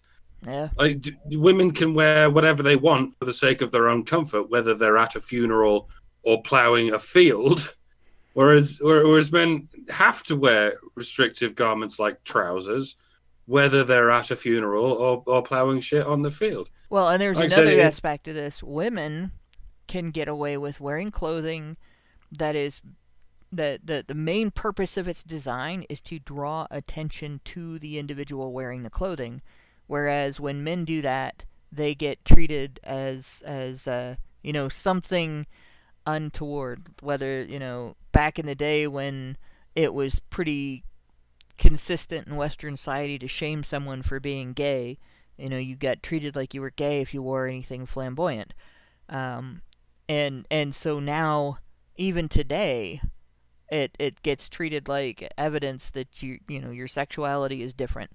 And similarly, it's treated as vanity. Women are allowed to display their vanity, whereas men are much more restricted in how much vanity they can display. They are not supposed to stand out, and it's a privilege. It's another aspect of privilege. Women don't have to avoid having attention drawn to themselves, because boys grow up learning that the squeaky wheel doesn't necessarily always get the grease. Sometimes the squeaky wheel gets the shit beaten out of it, or gets replaced, and so they don't have that privilege, right? Women grow up being told to be the squeaky wheel, and so there is that aspect as well. And this all comes down to narcissism versus the absence of narcissism, and it's so frustrating when people try to describe a male narcissist, and they're like, it's someone who wears a really expensive penguin suit. Yeah. Meanwhile, women can dress as whores at funerals, and they're like, well, that doesn't. They're forced to wear this because of the male gaze, and so these are the extents of the standards placed upon people. Like, men all have to wear penguin suits, but a man who wears a slightly more expensive penguin suit is somehow a narcissist. Exactly, and it's because of the privilege aspect and because of the functionality aspect, in terms of, like, if you do real serious work, you dress for the type of work that you do. And because, while I haven't done anything like coal mining, I have done work where your clothes get damaged. You have to wear thicker, heavier things, or be content to have holes in your clothes. And dealing with an environment where there may be things that you need to have clothing in between your skin and the thing that you're working around if you don't want to get hurt, right? I'm skeptical of the idea of just full-on nudity in mining being a constant and common thing, because when you go into an area that is made of rock and full of little sharp bits of rock, you want something in between your skin and that rock, or you're going to come out of there all cut up. And that's just the way the human body works. Our skin does offer some decent protection, but it's hardly armor. Like, it's armor against bacteria, not so much armor against rocks. But yeah, so the outcome of this inquiry, and this is interesting because women today will tell you that women were not allowed to work historically. Women were forbidden from working because patriarchy, right? So I want to remind you, the evil patriarch, Queen Victoria, was the person who sent these people in to look at the mines. And they weren't even sent in to look at the conditions of the women. It was the men. Or, I'm sorry, the children. Not the women. And they were so upset by what the women were suffering and how hard it was for the women. Despite the fact that boys were put in dangerous positions as well, that they had to do something about this. The outcome was the 1842 Miners and Collieries Act, which forbade all women and girls and any boy under the age of 10 from working the mines. So adult women were as protected as 9-year-old boys. 10-year-old boys were not as protected as adult women. They would be replaced by pit ponies, which was expensive. This cost families a lot of income because it was worthwhile for the mining companies to hire women. They could do things that larger, heavier men couldn't do because they could fit into places that larger, heavier men couldn't fit, but into which they didn't want to send children. Now they would have to send boys to do those things, or they would have to send mules in to do some things, pit ponies, which would be. I kind of wonder if that's where some of the smaller breeds of ponies came from. I haven't looked into that though. And then that law came about, right? So that totally stopped women from working in the mines, right? No. So the penalty was small enough that some women were still illegally employed below ground, especially as mine owners often passed this cost on to the women themselves. They paid them under the table, right? They didn't. Nobody was allowed to know they were in there, so they couldn't complain if they didn't get paid sufficiently. So this damaged families' income. This didn't get women out of the mines. They still continue to do this work. So many of the sex-based biological conditions that would stop women from having anything to do with military service were not only not universal, may have been very far from it. Women in recent history have been far more likely than men to be exempt from any sense of obligation to do those jobs, but apparently it's not because they couldn't. It's not because they were incapable. It's not because it was too much for them. But because elites in their society felt they shouldn't have to do them. Right? So what's the final nail in the coffin for women's sex-based excuse for why just uniquely the female franchise should have no connection to military obligation? So I found a few articles discussing this.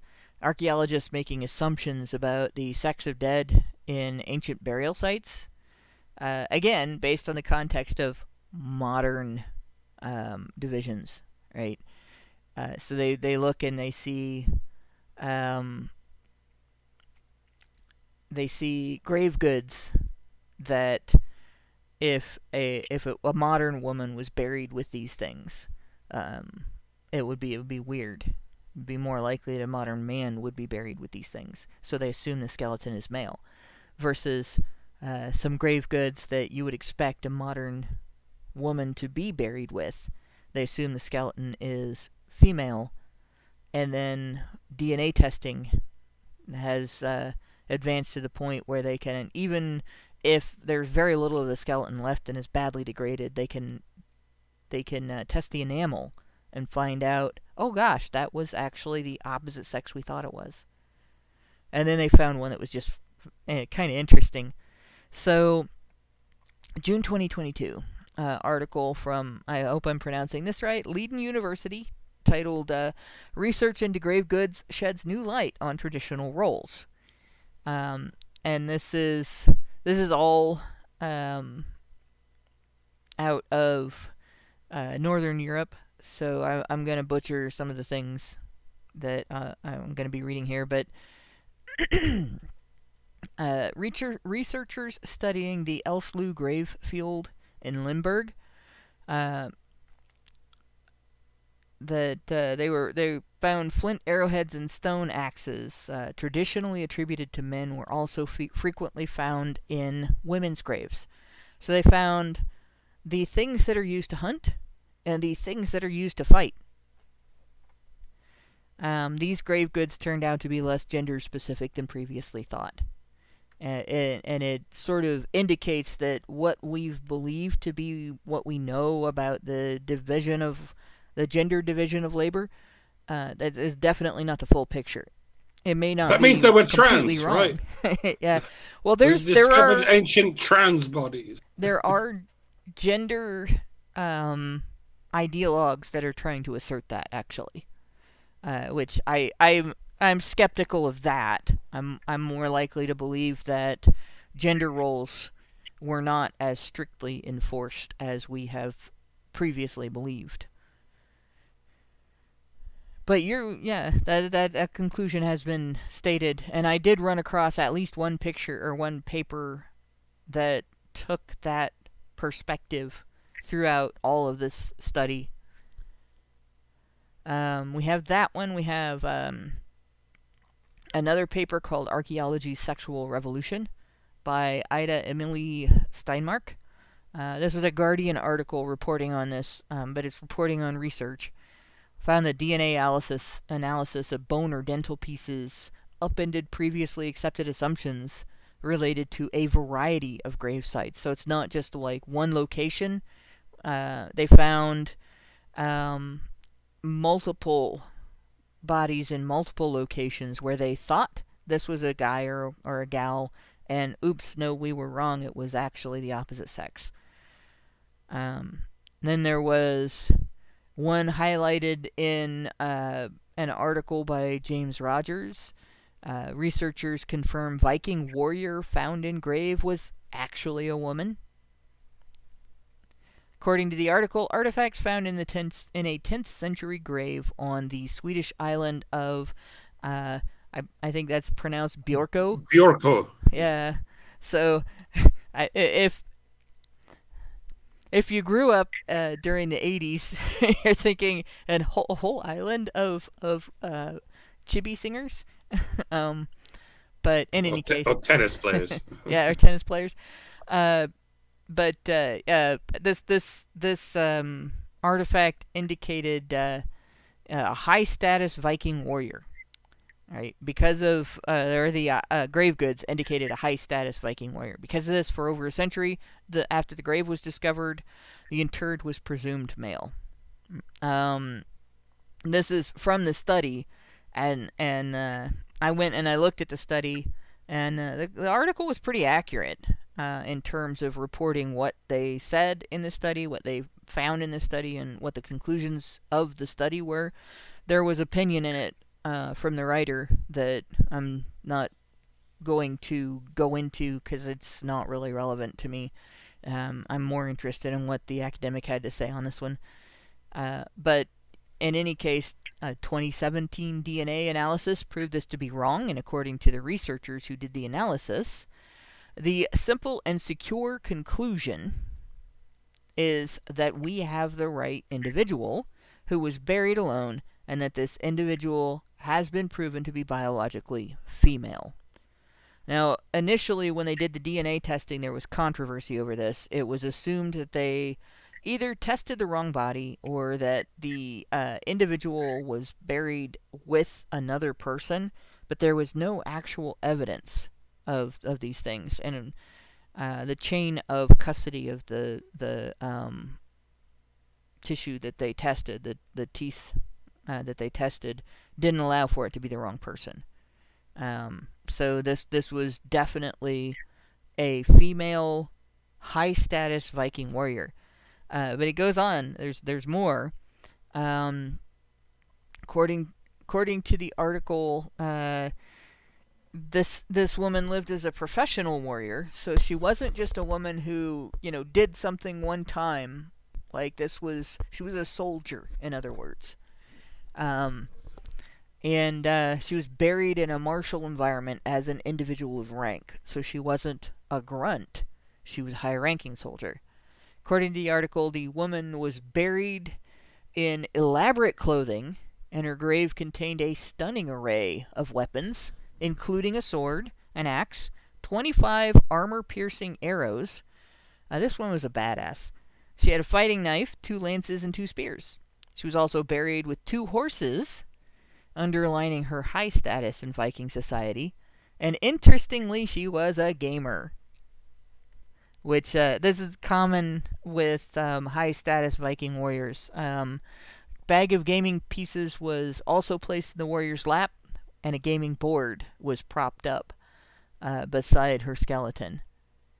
So they actually had strategy games that they played, during their pastime. That would be a mental exercise for the equivalent of officers in modern military who would make battle plans and give orders and make decisions that were life and death for the people under them.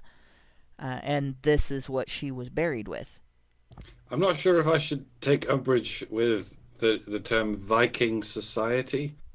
People often confuse Viking as a kind of demographic. It wasn't. A Viking was like a pirate, like a marauder. The Vikings were Nordic people who got on longboats and sailed across the sea to take over other lands by dare I say, raping and pillaging. Viking was more of an occupation than an ethnicity. So to say Viking society is it's not an impossible marriage of words, but it's so often misused and misappropriated. Yeah, You always have to wonder what people are talking about when they say this. And Vikings were almost always exclusively male, and if there was one female on board that longboat, then she would have been passed around like an ashtray. There were obviously Nordic women who were part of the initial pillaging of those societies, but they usually weren't sent over in the initial longboats.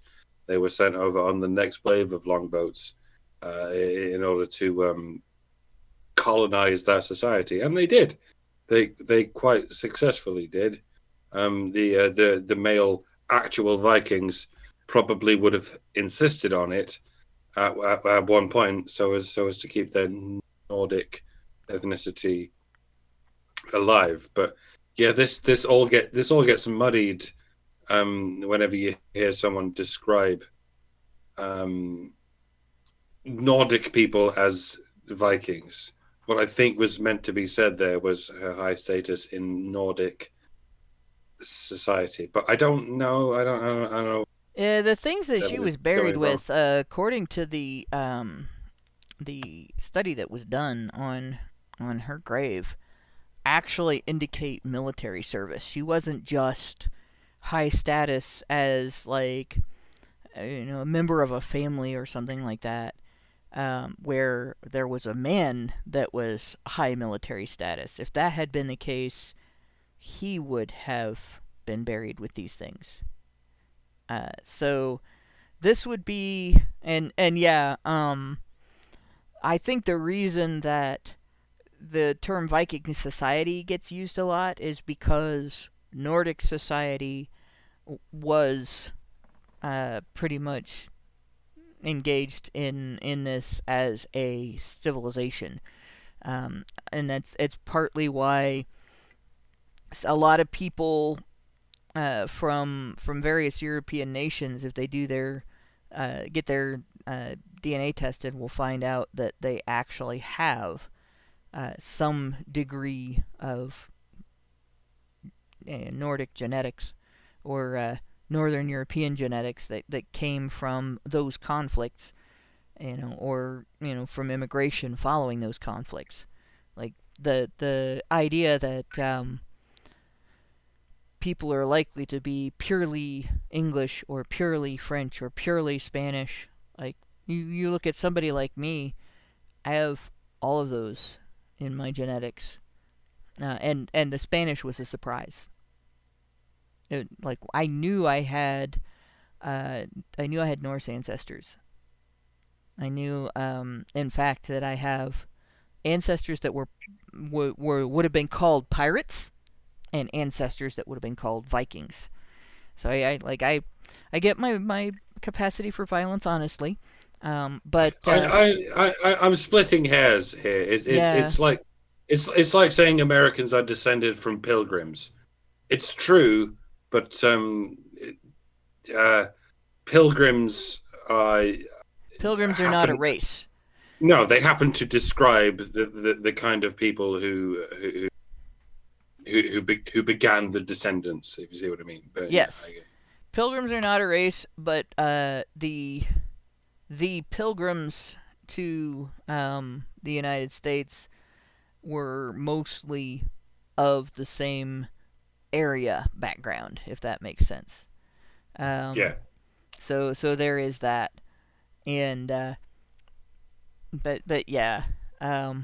So Unwaifu asks if I'm a descendant of Eric the Viking. I don't know if I'm a descendant of Eric the Viking, but I do know I am a descendant of Black John the Pirate.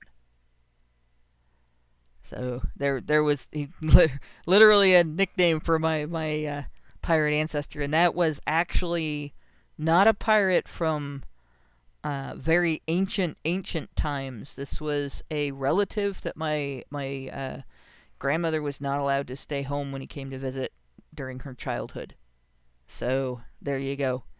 But yeah, my grandfather's ancestors on my mom's side of the family were traced back to Norway and Sweden, and then also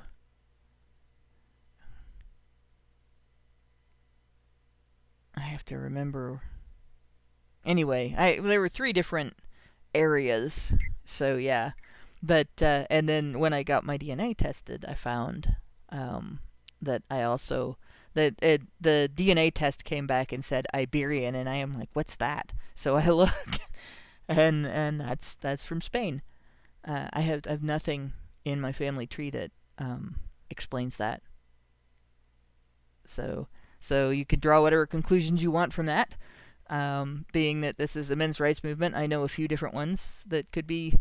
One possibility I considered was that somebody had to lie about where they were from, because if they maybe were wanted from something they did, that they would not tell people who they were and where they were from when they fled, or if they were unwanted, they would also maybe not tell people who they were and where they were from. I'm also of slight Nordic stock, hence the name Stevenson, especially spelled with PH. So yeah, I'm also descended from rapists and pillagers. Yep, and I think a lot of Europeans probably are, because again, when a battle takes place and all the men are killed, the women kind of join the culture that was the winning culture. They don't, to spare their lives, they just marry into and assimilate into the other culture. So even if there wasn't as much raping as there was killing, pillaging, and burning, there still would have been interbreeding by the defeating population and the defeated. But in any case, this woman in particular that they found, she was not an individual who just came over on the second boat, because they wouldn't keep a commander back for that. She had to have been somebody who was expected to be tough. She would have been expected to be a heavy decision maker. She would have been expected to fight. And so on. But that may have been typical of any given woman. They were a tough people. Yeah. So yeah. Then we have, back to the Archaeology Sexual Revolution article. Steinmark also highlighted 2 examples of Viking graves which contained each one skeleton, but had been presumed double burials. What archaeologists like to do, if they can't reconcile the evidence with their preconceived notion, is assume there is a missing body rather than assuming that they are missing other information. So this is not an unusual thing here. They contained burial goods indicating both sexes, and that's why. So one couldn't be tested because the skeleton has since been lost to time, but the writer cites the opinion of Gareth Williams, a curator at the British Museum, that it probably contained a sword-wielding woman because there were strict taboos against wearing anything that could be seen as effeminate for Viking men. And you think about it, if you're a pirate, pirates are essentially criminals. And when it comes to conflict with other countries, the country that you are in conflict with is going to view you as a criminal as well. So, whether you consider the Viking raid pattern to be a war on the surrounding areas by the residents of one particular area, or a pattern of criminality, either way, the men who are the majority of perpetrators, doers, victors, whatever, are going to have to look tough, masculine, strong, undefeatable, right? Not pretty and appealing to everybody and pampered and privileged. So if you had things that were, just girly things, they wouldn't have touched them with a 10-foot pole because it would take away their street cred or their sea cred, right? And that would have probably evolved into a level of maybe violent response from other people. So the other was assessed by a team led by Ulla, I think this is Moilanen, from the University of Turku, Finland. DNA analysis showed that the skeleton found buried in female dressed with swords had been that of a person with XXY chromosomes.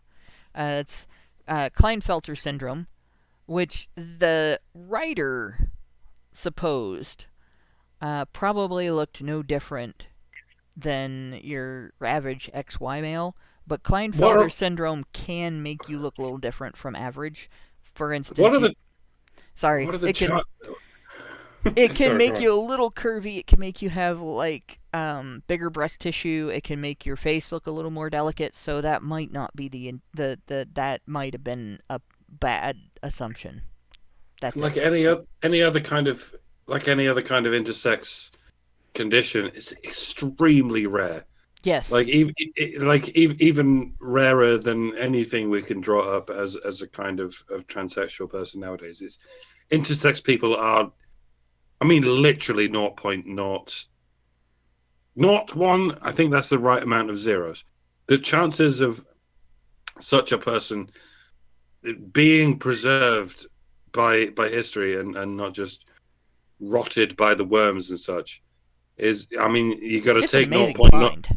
You got to take 0.001 and multiply that by the chances of any given body being preserved, despite the harshness of the nature in which they're buried. And that's, I don't know how many zeros that is, but it's 0.0000. The chances are vanishingly small that such a person would be preserved by nature. And I guess it is possible. I guess if that particular condition facilitated their ability to stand out from the crowd, then they might be given a hero's burial. Yeah. But I'm struggling to see how they would determine this just from the bones. Well, again, this was DNA testing. They found DNA analysis, found the Klinefelter syndrome in this man, and they found that the Viking burial was female. So basically that would be, they found no Y chromosome in that one. So basically, yeah, it's possible that this individual looked masculine, fully masculine, because that does happen as well with Klein. You can have Klinefelter syndrome and not find out until you go for fertility treatment because you couldn't conceive, and or just never find out if you decide never to have kids. But then there are cases where it's more obvious, and you might find out in childhood. There are other things that occur with it. So it's, and again, I would imagine that this individual probably had to be particularly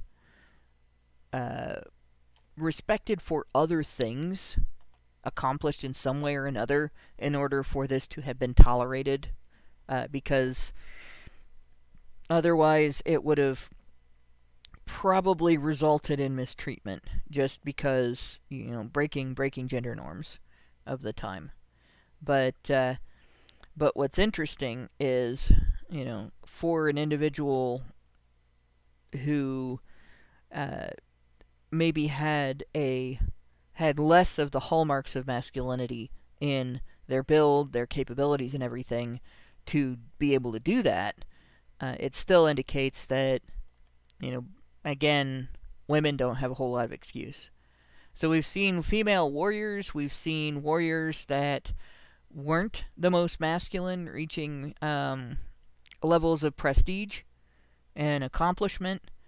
So, the issue at hand then becomes, a lot can be ascertained from what we currently understand about ancient cultures. A lot can be ascertained by the available evidence and filtering it through modern beliefs, modern experiences, modern thoughts and ideas. But then DNA testing comes along and shakes up some of those conclusions, right? DNA testing comes along and says, oops, that actually was female, or that actually was, we might not have been looking at Conan the Barbarian. We might have been looking at a guy who was a little softer, and yet still managed to do this. And as a result, we can't assume that the evolution of social and civic obligation and military obligation was organically gendered, right? That there may be other contributing factors. It may have nothing to do with who could do what, and everything to do with more cognitive, like people coming out and saying, "Yep, we've decided, based on our social attitudes, based on the evolution of our politics, based on what's maybe convenient for us, that we're going to do it this way and sacrifice the men and not the women." And it may have been a conscious choice, not a natural one. I hate to call a conscious choice unnatural, but it's the term natural versus unnatural gets used a lot to describe the difference between things that happened without human interference and things that happen because of human interference. So it doesn't prove that women can do everything men can do and there are no gender differences. It does prove that we may not know everything we think we know about gender roles in ancient cultures. That at least some women were leaders, at least some hunted, at least some were warriors. And while it doesn't mean that these cultures were full-on egalitarian, does indicate that when we talk about the evolution of men's suffrage, and we talk about how that is related to military service, right? And we talk about the later evolution of women's suffrage, and spoiler alert, it was not It was not related to military service. We have to consider the fact that it wasn't a matter of necessity that women's suffrage was not attached. Women had that exemption from obligation. It wasn't a matter of incapability. It wasn't a matter of one sex being naturally disposable and the other sex being naturally never disposable. There had to be other contributing factors. The research that I found doesn't give the level of information we would need to draw conclusions on what those other factors were.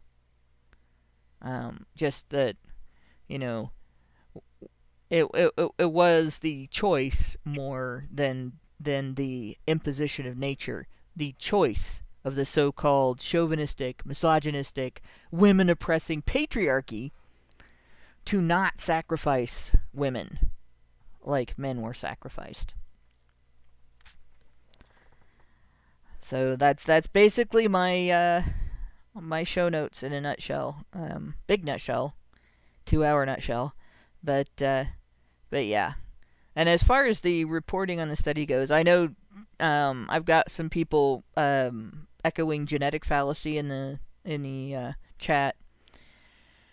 They linked to the studies. I could go look at the studies. So what I've included in my report on the articles comes from the studies, right?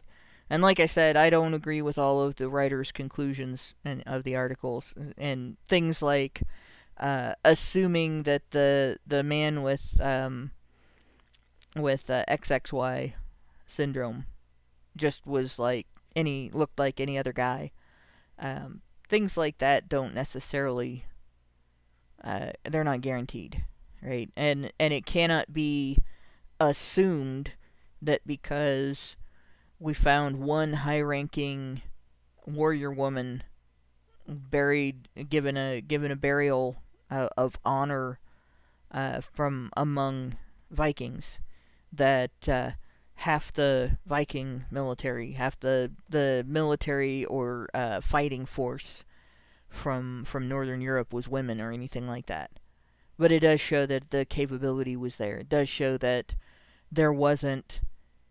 Biology was not an excuse to exempt women from those expectations. Especially as we got farther into the future from that point in history, and we had better weapons and better methods of protecting and medically treating the injured and so on. Like there's just no excuse. So there you go. And it's just like it's generally true to say that women in general aren't quite as self-responsible or self-accountable as men generally. But here we are on Honey Badger Radio, where we have many examples of exceptions to that rule, but the exceptions neither prove nor disprove the rule. we have to look at the general trends, and when future historians dig up all of these YouTube videos, they're going to look at ContraPoints and Philosophy Tube and say, look, women were just as accountable as men. They're going to ignore how unaccountable those Trunies were. Yeah. And they're going to completely ignore the actual biological women we have here on Honey Badger Radio, because that's inconvenient to the narrative. The more things change, the more they stay the same. The sad thing is, we will probably, in the United States, we've been trying for the last 30 years to hash out whether or not military obligation has to be gendered. And we came really close in the last few years to answering that question. And it was taken to the Supreme Court. National Coalition for Men did that. It was argued before the Supreme Court. And the Supreme Court was like, we can't make a decision on that yet because Congress is addressing it. And the court does have a history of not usurping Congress's lawmaking power. So they tossed it back to Congress, and Congress is like, we're not going to make a decision on that yet. So the lawsuit is sort of back on, and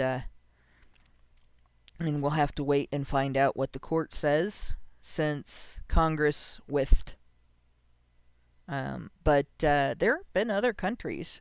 There are other countries where the military service is expected of both sexes, and it is at least more egalitarian than the United States, if not full on, like, properly labeled as egalitarian.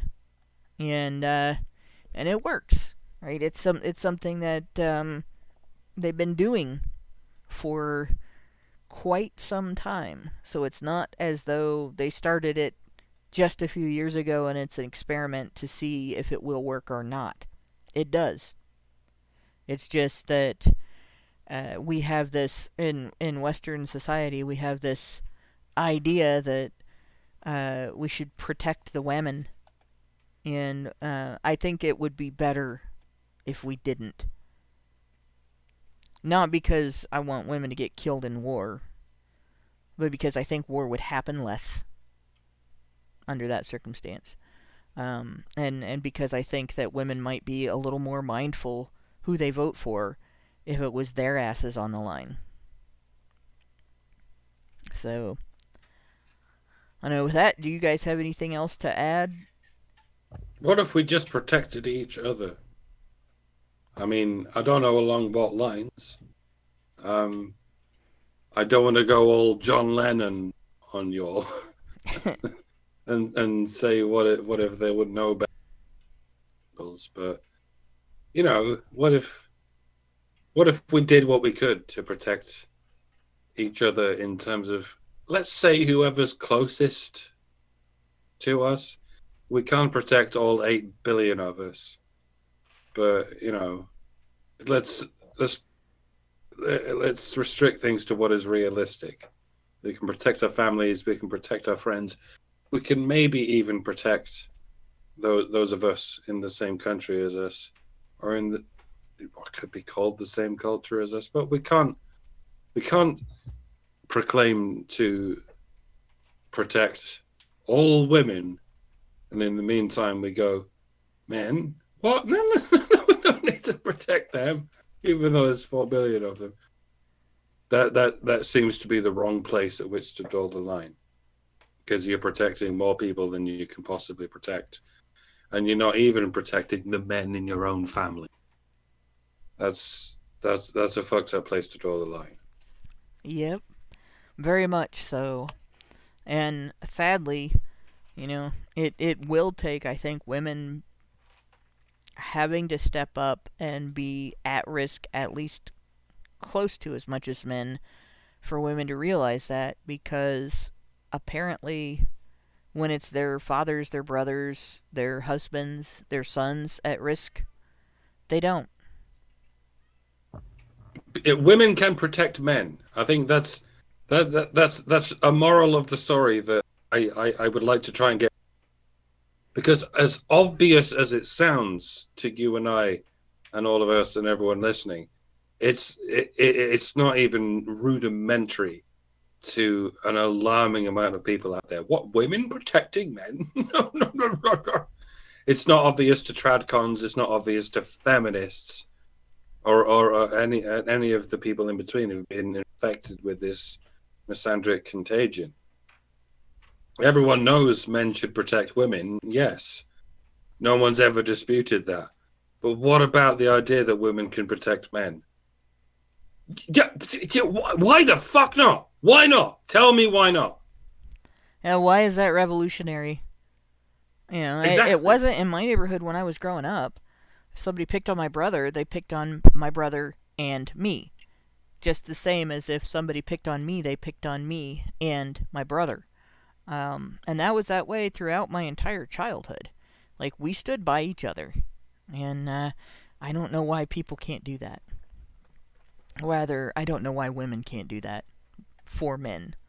Because you see a lot of men doing that for women. Men will do that for each other, and women will do that for each other. But it's not as often that women do that for men, and we should. The world would be better. I believe that it would be harder for politicians to make war. It would be easier for the medical profession to make healing, and everything in between would change similarly. But that does take women stepping up, and women would have to prove they have the strength and the integrity to do it. So it's a big ask, depending on the women and the society. So I guess the question becomes: is our society too far gone for that? And in the meantime, I am still putting together like the timeline for the next episode.